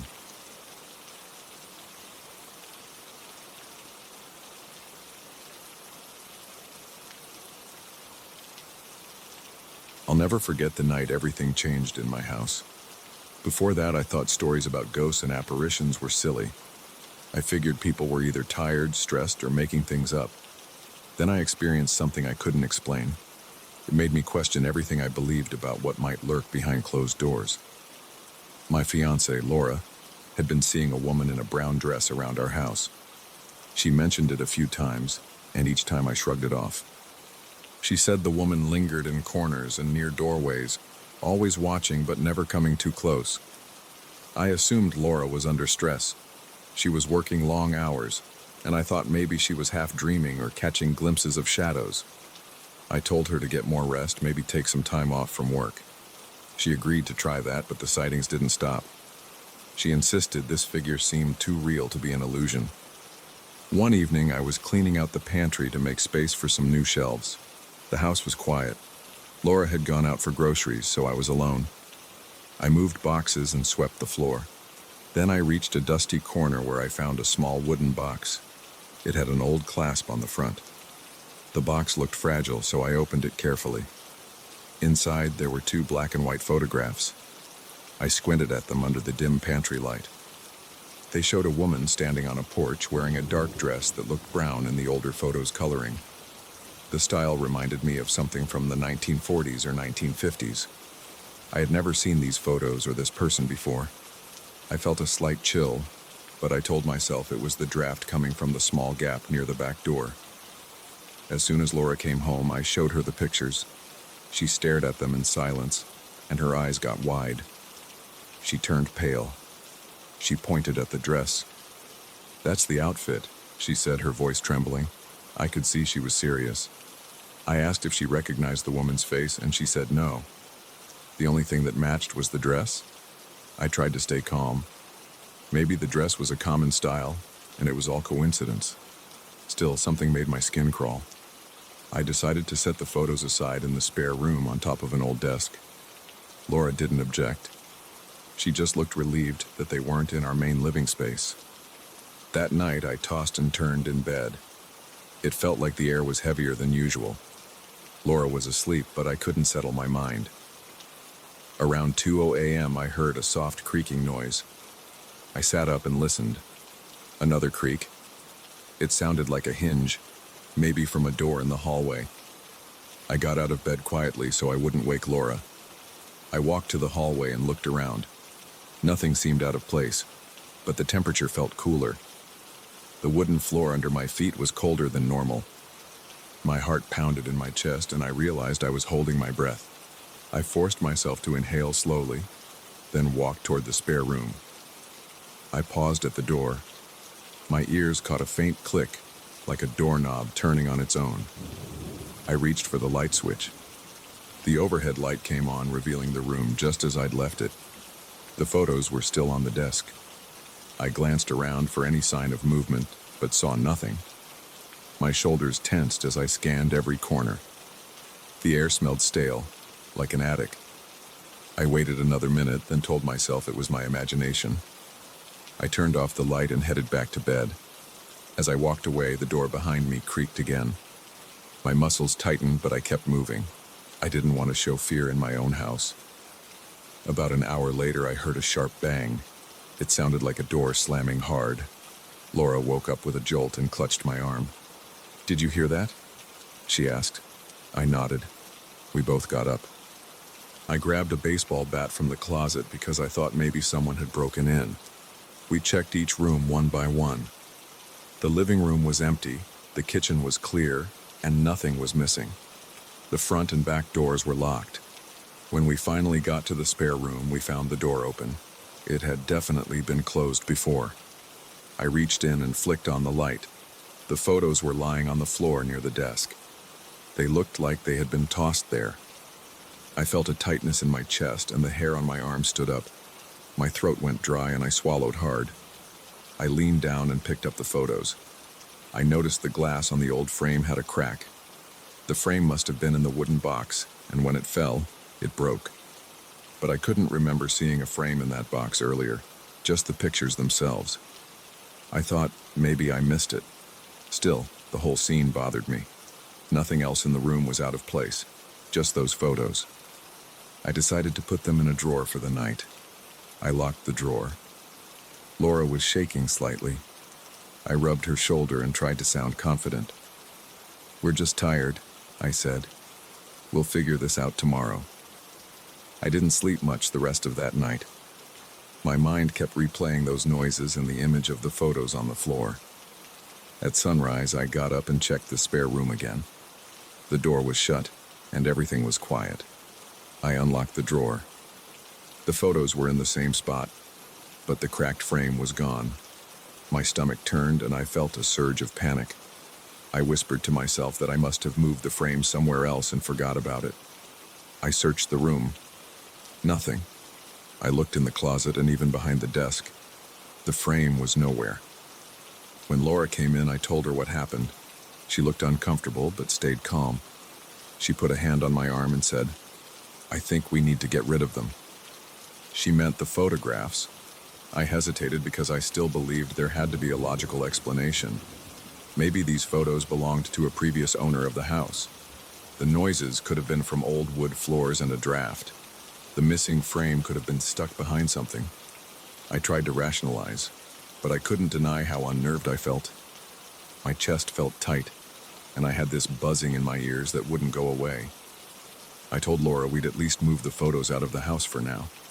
I wanted to see if that would change anything. I didn't plan on throwing them away right away, but I needed to see if the disturbances would stop.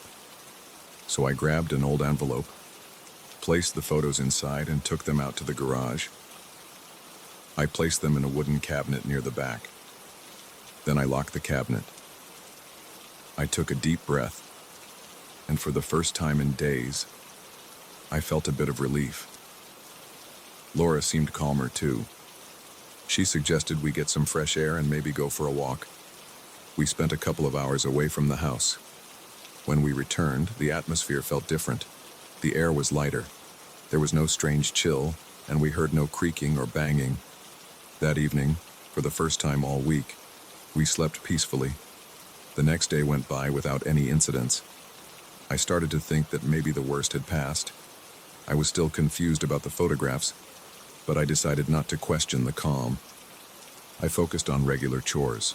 I fixed a broken table leg, took out the trash, and even cooked dinner. Everything felt normal for 2 days. On the third day, I had a strange urge to check on the envelope in the garage. I don't know why I felt that way. I just wanted to see if the photos were still there. When I opened the cabinet, the envelope was in the same place, but it felt heavier. I peered inside and saw the 2 photos plus another small piece of paper. It looked like a receipt or a note, but the handwriting was faint. I squinted at it under the garage light.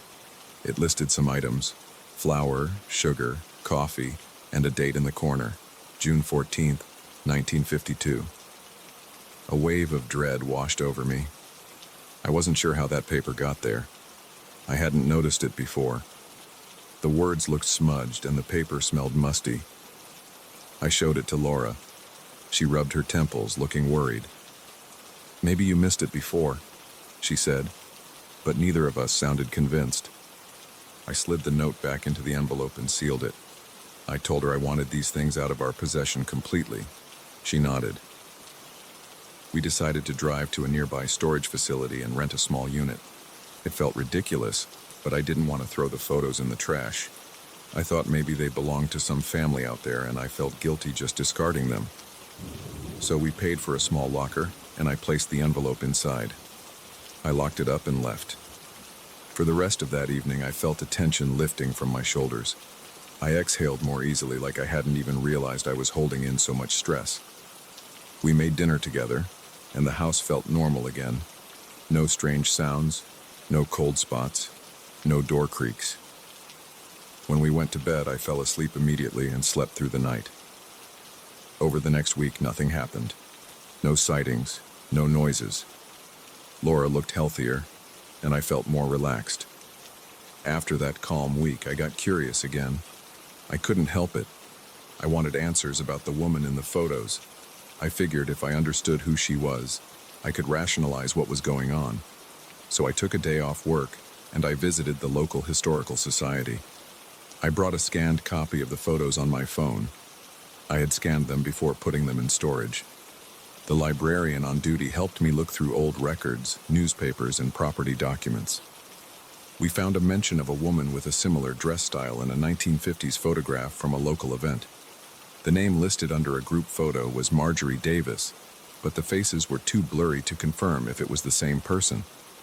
The librarian said old newspapers might have personal ads or announcements. We checked, but nothing matched exactly. After a few hours, I gave up. I was tired and felt a sense of unease creeping in. I didn't want to dig any deeper. It was wearing me down. When I got back home, Laura was in the living room watching TV. She looked up and asked if I found anything. I told her no.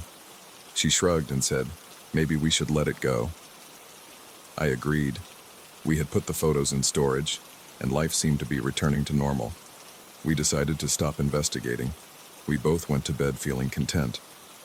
I can't say I fully understood what happened or why, but ever since we took those photographs out of our house, the strange noises vanished. No more doors opened on their own, and no more cabinets slammed in the middle of the night. Laura stopped mentioning that woman in the brown dress. Our home felt familiar and safe again. I don't have a perfect explanation, but I know what I saw and heard. It was real to me in a physical way. The sounds, the cold drafts, the door slams. I could feel the tension in my muscles. I could sense the heaviness in the air. It wasn't just our imaginations. Something was tied to those photographs. Once they were gone, everything quieted down.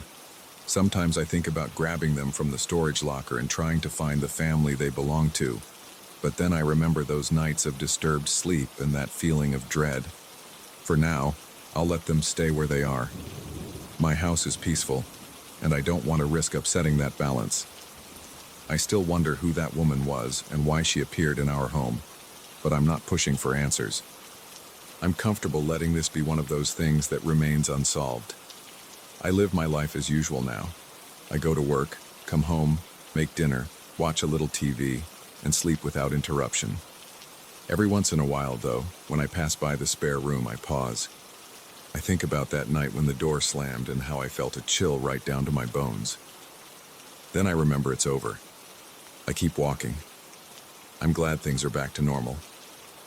And that's how I want them to stay.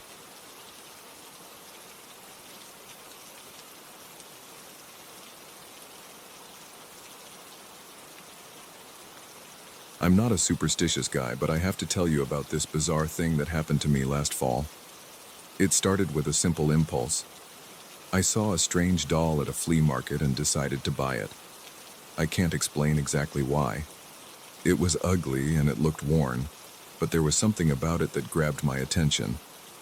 I remember walking past tables full of random junk, old plates, dusty vases, rusty tools, and then my eyes locked on this doll sitting in a cardboard box.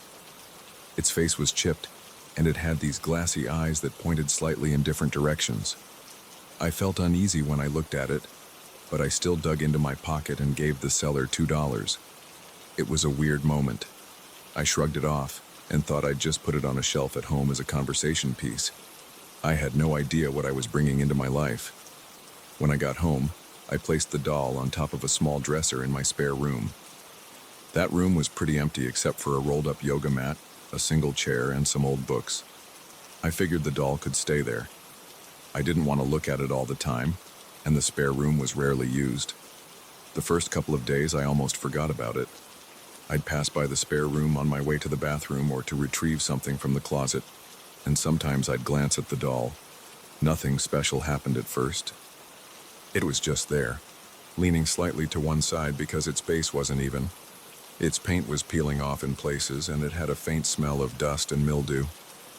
I thought about wiping it down, but I never got around to it. Around the third day, I started feeling odd whenever I stepped into that spare room. The moment I crossed the threshold, I'd get a slight headache. It wasn't unbearable, just a dull ache at my temples. But it seemed to happen only in that room. I'd leave, walk into the hallway, and the headache would ease up. I tried to ignore it. I told myself the room was stuffy, or maybe I needed more water. But as the days passed, the headaches got worse. They turned into this throbbing pain that pulsed across my forehead. It only happened in the spare room, and I found myself avoiding going in there unless it was absolutely necessary. I also started feeling a tightness in my chest whenever I stood near the doll. It felt like I was anxious for no reason. My heart would pound and my palms would get sweaty. I'd step out of the room and I'd feel normal again. One night, I was lying in bed trying to fall asleep. I heard a soft tapping sound, like a light knock against wood. My bedroom is next to the spare room, so I assumed maybe a window was loose or a tree branch was hitting the wall. I got up, slipped on some sweatpants, and walked into the hallway. The tapping stopped the second I approached the spare room door. I peeked inside. Everything was in place. The chair was still. The yoga mat was in the corner, and the doll was on the dresser. I walked up to the window. It was closed tight. No branches were near it. I shrugged and went back to bed, feeling a strange tension in my shoulders. My mind drifted to the doll, but I tried to push that thought away. I turned on some music at a low volume and eventually fell asleep. The next morning, I stepped into the spare room to open the window. The air felt heavy, like it was thick and stale. The moment I got closer to the doll, a jolt of pain shot through my head. It was sudden and sharp, causing me to stagger. My eyes watered, and I had to steady myself against the dresser. Then I heard a faint scraping noise. It sounded like something sliding across wood. I looked around and couldn't see anything moving. I tilted my head trying to figure out the source of that scraping sound, but it went silent. I glanced at the doll, and its left arm looked like it was at a slightly different angle than before. I told myself I was imagining things. Maybe I had bumped the dresser. I decided to move the doll to the closet, thinking maybe it was just creeping me out in that corner. When I picked it up, I noticed how cold and rough the surface felt. The face paint had a dull shine, and there was a thin crack running along its neck. It gave me the chills. I placed it inside a shoebox on the top shelf of the closet, closed the door, and left the room. That evening, I felt uneasy again. I was sitting in my living room trying to watch a movie, but I kept thinking about the doll. I kept imagining those big glassy eyes under the closet door, like they were staring at me through the walls. I felt silly. It was just a piece of painted wood or plastic or whatever it was made of. But the sensation wouldn't go away. Around 10, I decided to try going to bed. I got under the covers and switched off the lamp. For a while, everything was quiet. Then I heard a rustling sound coming from the spare room. It wasn't tapping this time. It sounded like cloth or paper being crumpled. My heart started pounding again. I felt a knot in my stomach. I told myself it could be the wind outside or a piece of paper that fell from a shelf. But the noise continued in a rhythmic way, like something shifting back and forth. I forced myself out of bed and walked down the hallway. My mouth felt dry, and my legs felt weak. I opened the spare room door and flicked the light switch. The closet door was still shut, but the rustling sound was louder, like it was coming from inside the closet. My skin prickled and a cold sweat formed on my forehead. I can't deny I was scared. I stared at the closet, waiting to see if it would stop on its own. It didn't. I stepped forward, reached out, and gripped the closet handle. My hand was shaking. I swung the door open and the noise stopped. The shoebox was on its side like it had been knocked over. The doll was half out of it, leaning against the inside wall of the closet. One of its arms was bent inward, and it seemed angled in a way I hadn't left it. I knew I was alone in the apartment, so I couldn't explain how that box got tipped. I put the doll back inside the box, closed it, and shut the closet door. I backed out of the room, turned off the light, and went straight to my bedroom, locking the door behind me. I felt my heart racing for a while, and sleep didn't come easily. The next few days, I tried to act like everything was normal. I went to work, ran errands, and spent as little time as possible near the spare room. But I could feel that tension in the air whenever I passed that closed door. My head would start to pound, and I'd catch myself breathing faster. On the 5th night after I first heard the tapping, I woke up abruptly at around 3 in the morning. My room was dark except for the dim glow of the streetlight outside. I sat up, wiped my face, and listened. I heard a quiet whispering sound. It was so soft I had to strain my ears to be sure. It sounded like low muttering, like someone was talking under their breath. My heart pounded so hard I could feel it against my ribs. The sound was coming from the spare room's direction. I didn't want to go in there. My instincts told me to stay put, but the whispering got a little louder and I couldn't ignore it. I got out of bed, grabbed my phone, and walked slowly down the hallway. Every step felt heavier. When I reached the spare room door, I stood there listening through the wood. The whispering continued, but I couldn't make out any words. I pushed the door open and the noise stopped immediately.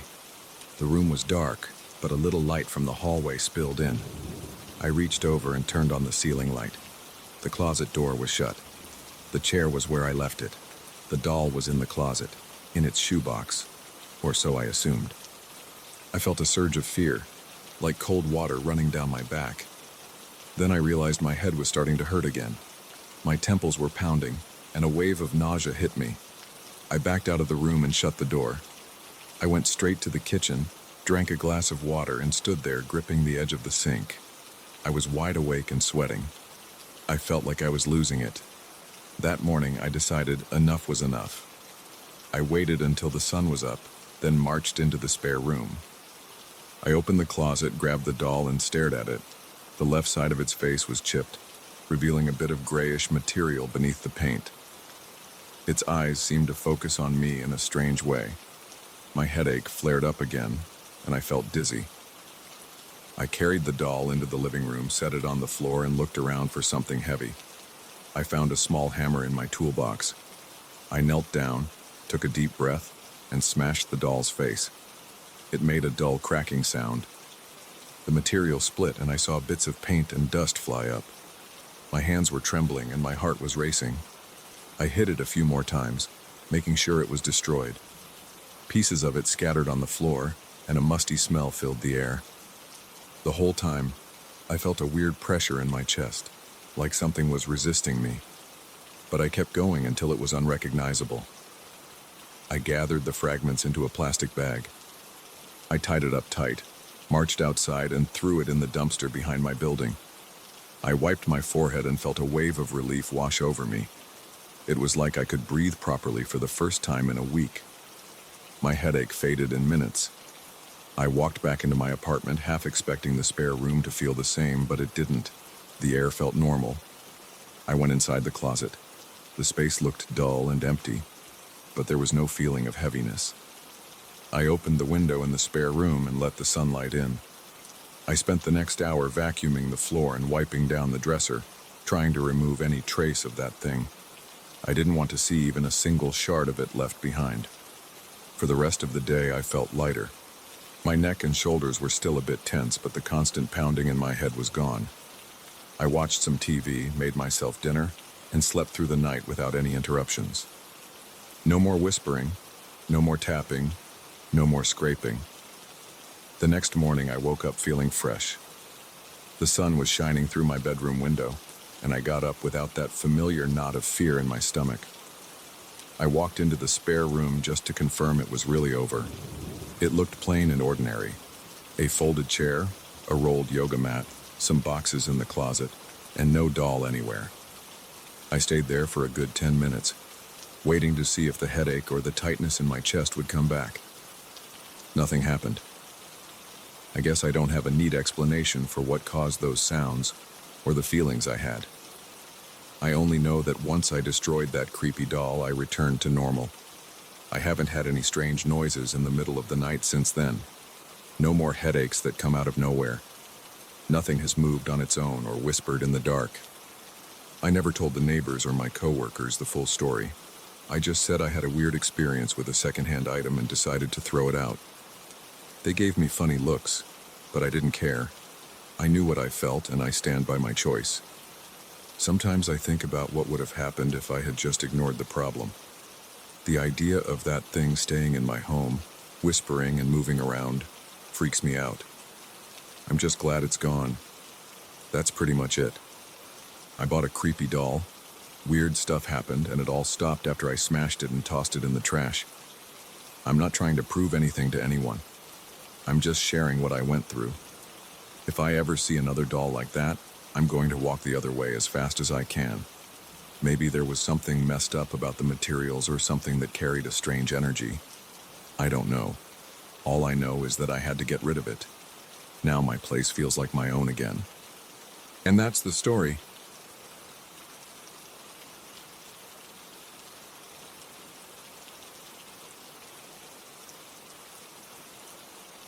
I'll be direct. I never believed in odd coincidences or hidden forces until a week ago. That's when I brought home a porcelain ballerina doll my grandfather left me. My grandfather had been a serious collector of porcelain figures all his life, and I always thought they were a bit creepy. But I never thought I'd have experiences like the ones I'm about to describe. I'm still not entirely sure what happened, but I know I don't want that doll in my life anymore. My grandfather passed away last year. When his attorney reached out to settle some of the estate details, I wasn't expecting to get anything beyond a small memento. Instead, I was told he'd left me one specific porcelain doll. It was a ballerina with delicate features, arms raised like she was in mid-pirouette, and a stiff tulle skirt that felt strange to the touch. I remember seeing it in his house when I was younger, but I'd never paid much attention to it. So when I got the call, I wasn't thrilled. Still, I felt obliged to accept it. A part of me thought it might be worth something, especially considering his entire collection was appraised at a high value. I drove to the lawyer's office on a Tuesday. The doll was in a padded box wrapped in layers of thick paper. I felt a weird chill when I opened it. Her painted eyes were too lifelike, and something about her face set me on edge. I brushed it off as my own nerves. I brought the doll home and placed it on a shelf in my living room. I didn't think much more about it. That first night was quiet. I went to bed without any problems. The next day, I was working from home. I do freelance design, so I spend a lot of time at my desk, which sits just a few feet from the living room. Sometime around noon, I heard a sudden bang from the next room. It sounded like my front door slammed shut. I got up and walked over, but the door was locked and closed tight. I checked the windows, thinking a draft might have blown something. Nothing was open. I looked around, shrugged it off, and went back to work. That evening, my nephew came over to help me troubleshoot my computer.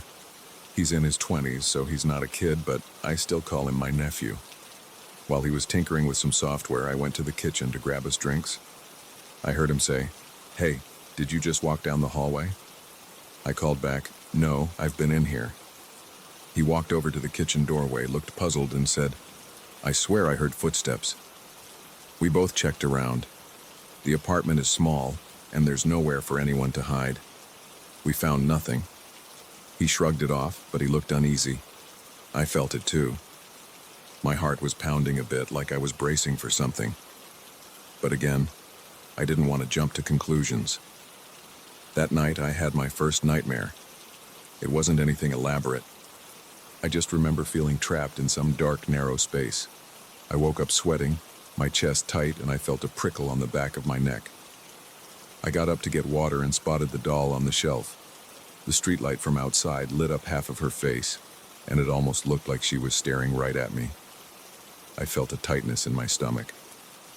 I told myself it was silly, just an overactive imagination. Still, I couldn't shake the feeling.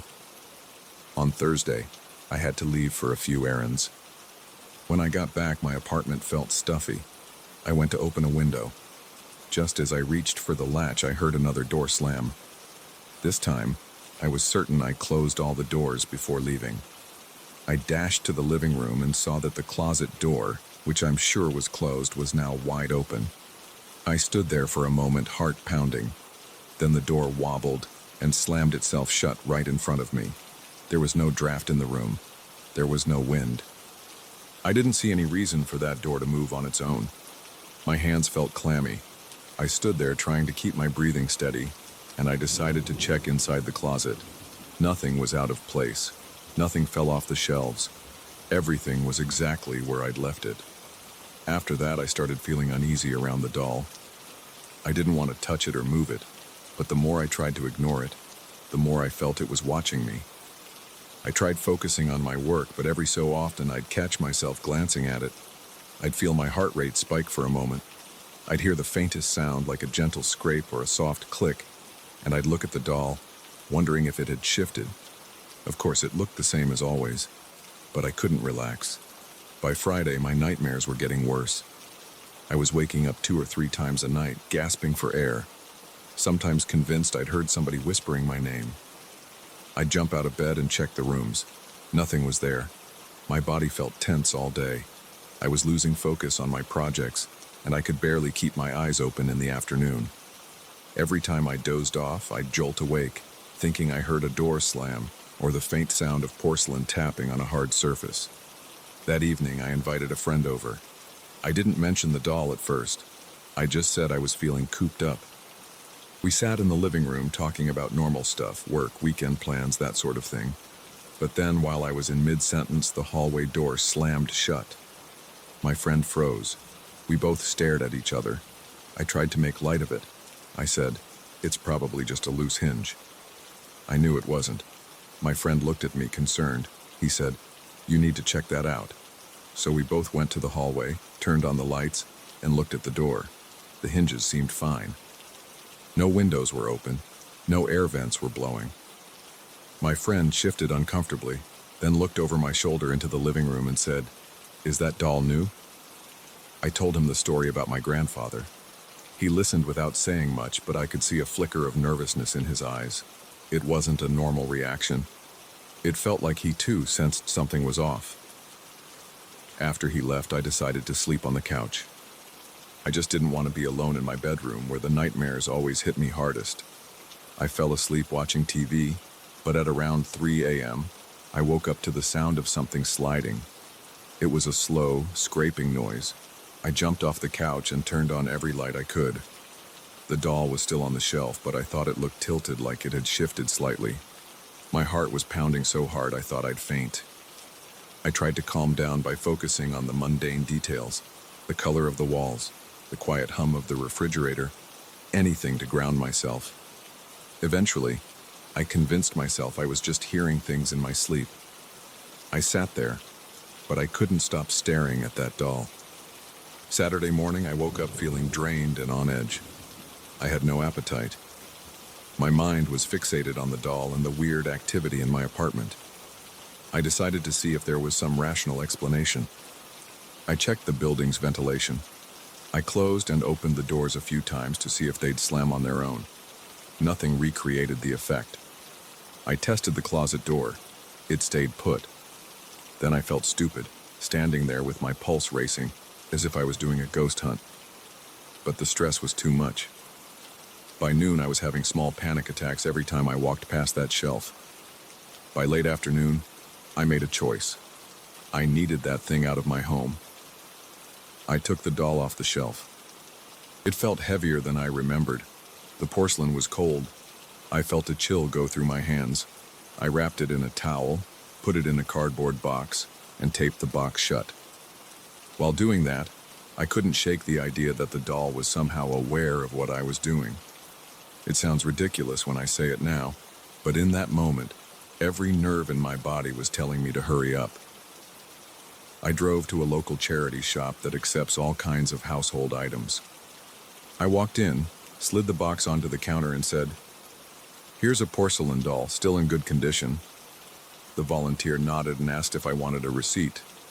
I told them no, I was fine without it. I didn't mention my name. I just wanted to get rid of it. I left so quickly I forgot to say goodbye. The second I was out of the shop, I felt a wave of relief wash over me, like I'd been holding my breath for days. I got back to my apartment and felt lighter. The atmosphere seemed different. The rooms felt brighter. I took a quick shower and tried to decompress. I was half expecting something else to happen, but the apartment stayed quiet. No more doors slammed. No footsteps. No weird scraping sounds. That night, I finally slept through until morning without a single nightmare. I woke up on Sunday, went to the kitchen, and realized I hadn't felt that calm in a long time. Even now, as I talk about it, I get this uneasy feeling in my gut. I don't like thinking about how intense those nights were. I still find myself checking my doors more often than I should, and sometimes I wake up in the middle of the night, worried that I might hear that scraping sound. But nothing's happened since I got rid of the doll. It's been completely quiet. My place feels normal again. I know some people won't believe me. They'll say it was all coincidences, or I was stressed out and heard things that weren't there. But I can't deny how real it felt at the time. It wasn't just me either. My nephew, who's an adult by the way, heard footsteps, and my friend saw the door slam. Something was off. Something about that doll was wrong. Whether it was just my imagination or not, I don't care. I'm glad it's out of my life. I don't want to see it again. I don't want to know who ended up with it or where it's stored. I hope I never run into it or any doll like it again. That's the whole story. I wish it had never happened. I wish I'd just told the lawyer I didn't want anything from my grandfather's collection. But it's done. I donated it and walked away. As far as I'm concerned, that's the end of it. And I have no desire to look back.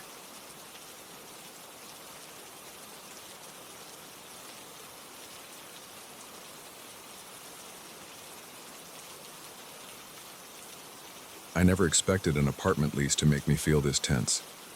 I saw the ad online, drove over, and checked the place out. The rent was suspiciously low and the building looked a little run down, but it wasn't falling apart. The landlord seemed eager to hand me the keys. I thought I was just scoring a good deal. I moved in with a small U-Haul truck, carried everything inside, and figured my only worry would be some leaky pipes, or maybe the old wiring. I was wrong. I'm a 30-year-old guy who's lived on his own for a while. I've rented before, but always in standard buildings with regular issues like noisy neighbors or slow drains. This place was different. Right from the start, it felt stale. The hallway smelled like dust and old cardboard. My unit's door had a dent near the handle like someone had tried to pry it open a long time ago. The wood floors inside were uneven. A few spots creaked when I stepped on them. The walls were plain off-white, not dirty but not clean either. I shrugged it off. Cheap rent is cheap rent. The first night, I barely slept because I was too busy unpacking. I set up my bed, placed a lamp on the floor because I didn't have a nightstand yet, and tried to drift off. Around midnight, I heard a scratch on the bedroom door. I thought maybe it was the wind in the hallway or some loose fixture. The door was shut, and I had locked it out of habit. I do that in new places when I'm still adjusting. The scratch sounded soft. I sat up in bed and listened. My heart thumped, but I told myself it was just the building settling.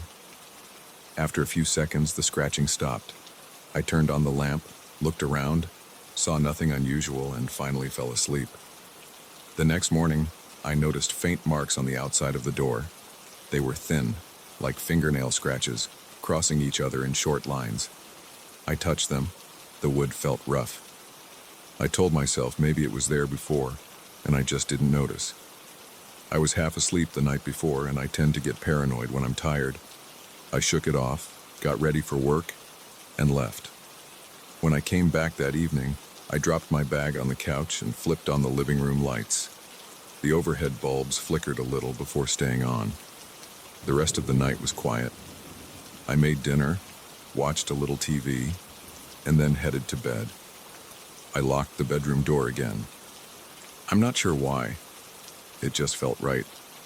It's not like there's anyone else in the apartment. I didn't even hear footsteps in the hallway.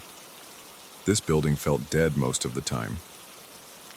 Around 3 in the morning, I snapped awake.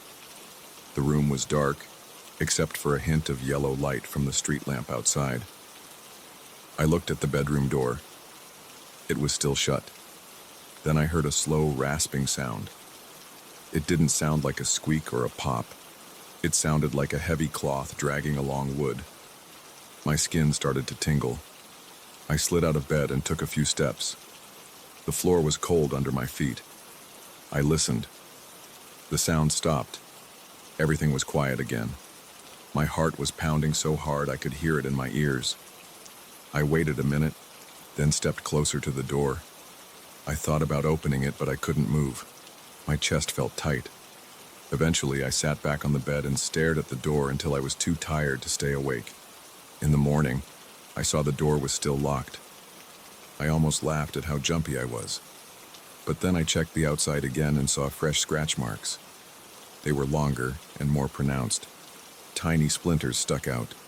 They weren't there when I left for work the previous morning. I took my phone and snapped some photos. My hand was shaking a bit, but I managed to get clear shots. The thought of someone trying to scratch their way in while I was asleep made my stomach twist.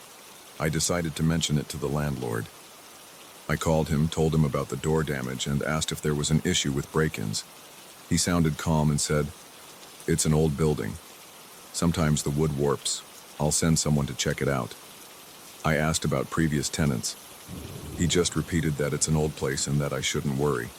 He said he'd have a handyman come by next week. That wasn't very comforting. That night, I locked the door again. This time I pushed a small dresser against it. It's just something I do for peace of mind when I feel uneasy. I also left a dim light on in the bedroom. I struggled to fall asleep. My eyes kept moving to the door, waiting for it to rattle or creak. Around midnight, I heard a sound from the hallway. It was like a faint shuffle, then a gentle tap on the floor. I got up and listened, pressing my ear against the door. The hallway was silent. I noticed a slight chill coming from underneath the door. My feet got cold. The air felt heavier than usual. I wanted to yank the door open and see if anybody was there, but I was too afraid of what I might see. My breathing got faster. My pulse felt like it was pulsing in my neck. After a few minutes, I decided to go back to bed. I was wide awake, but I didn't see a reason to force myself into a confrontation. The next morning, I woke up and found the dresser moved about an inch away from the door. The door itself was wide open. The lock was still in the locked position, which made no sense to me. I stood there in my pajamas staring at the door. It was locked, but the door was open. I rubbed my eyes, trying to see if I was imagining it. I took a few steps forward and touched the doorknob. The latch was extended like it was trying to hold the door shut, but something forced it open anyway. My thoughts raced. Was there a hidden mechanism? Did the landlord have a key? But how would he push aside the dresser without making any noise? I tried to replay the night in my head. I didn't hear anything that sounded like heavy movement. I felt a cold sweat forming on my forehead. My mouth was dry. I checked the hallway. It was empty. The corridor looked dim, with that single overhead bulb flickering. The worn carpet was quiet under my feet. There were no footprints, no dirt tracks, nothing. Just the same old corridor. When I got back inside, I closed the door and tested the lock. It clicked just fine. Then I tested the bedroom door the same way. Everything seemed normal. I got ready for work with a knot in my gut. Over the next few days, I tried to ignore it.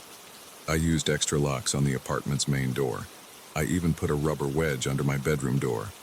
But every morning I'd find the door at least partly open, and sometimes the wedge was on the other side of the room. My heart raced every time I saw it. I started losing sleep.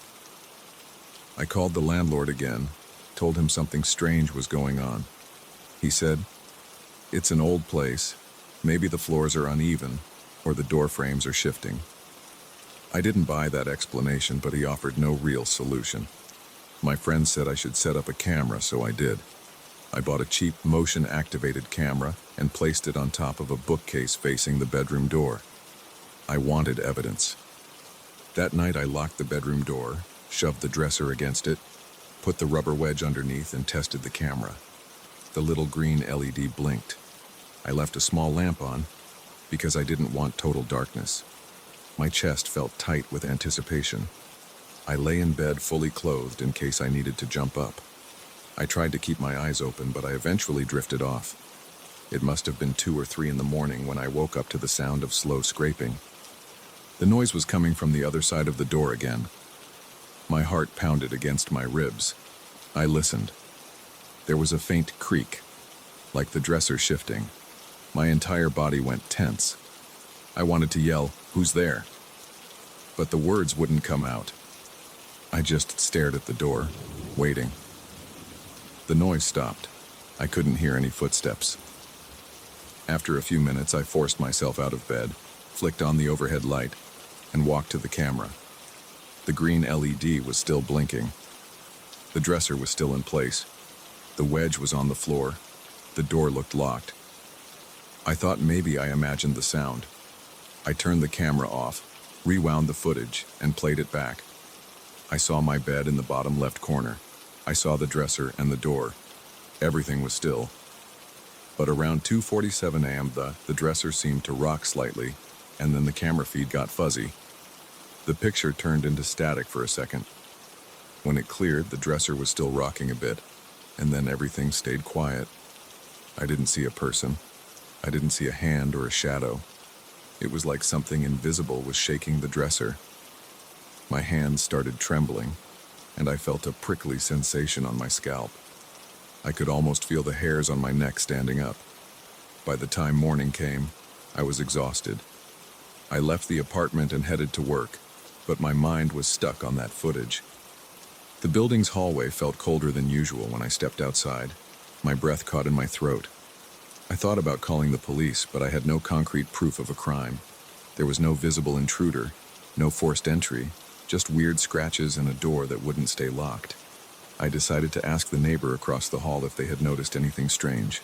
I knocked, and a middle-aged guy opened the door. He had a beard and a baseball cap. I said, "Hey, I live across from you. I'm just checking if you heard anything weird during the night." He shrugged and said he didn't hear anything. He said the walls were thick and he usually sleeps with a fan on. Then he mentioned that most people don't stay in my apartment very long.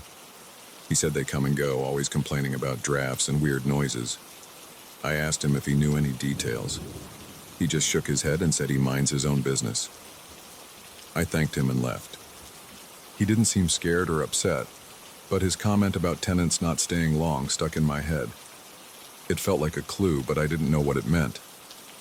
That evening, I got home before sundown, made dinner, and tried to calm down by watching some dumb reality show.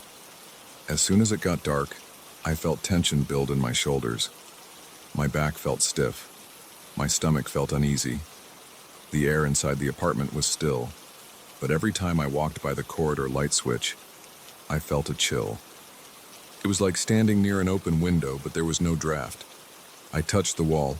It was cold. I decided to test the corridor light.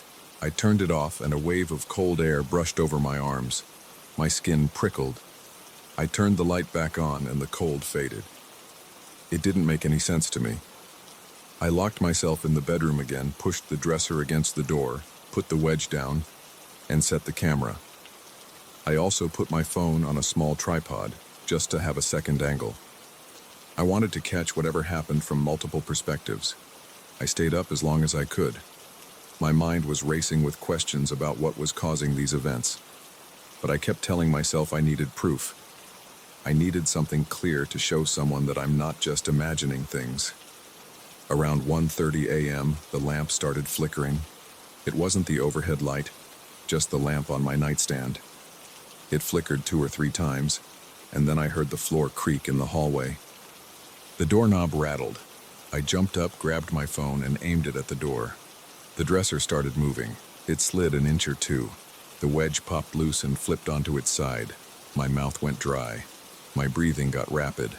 I tried to steady my phone, but my hands were shaking. The lamp flickered again. The doorknob stopped rattling.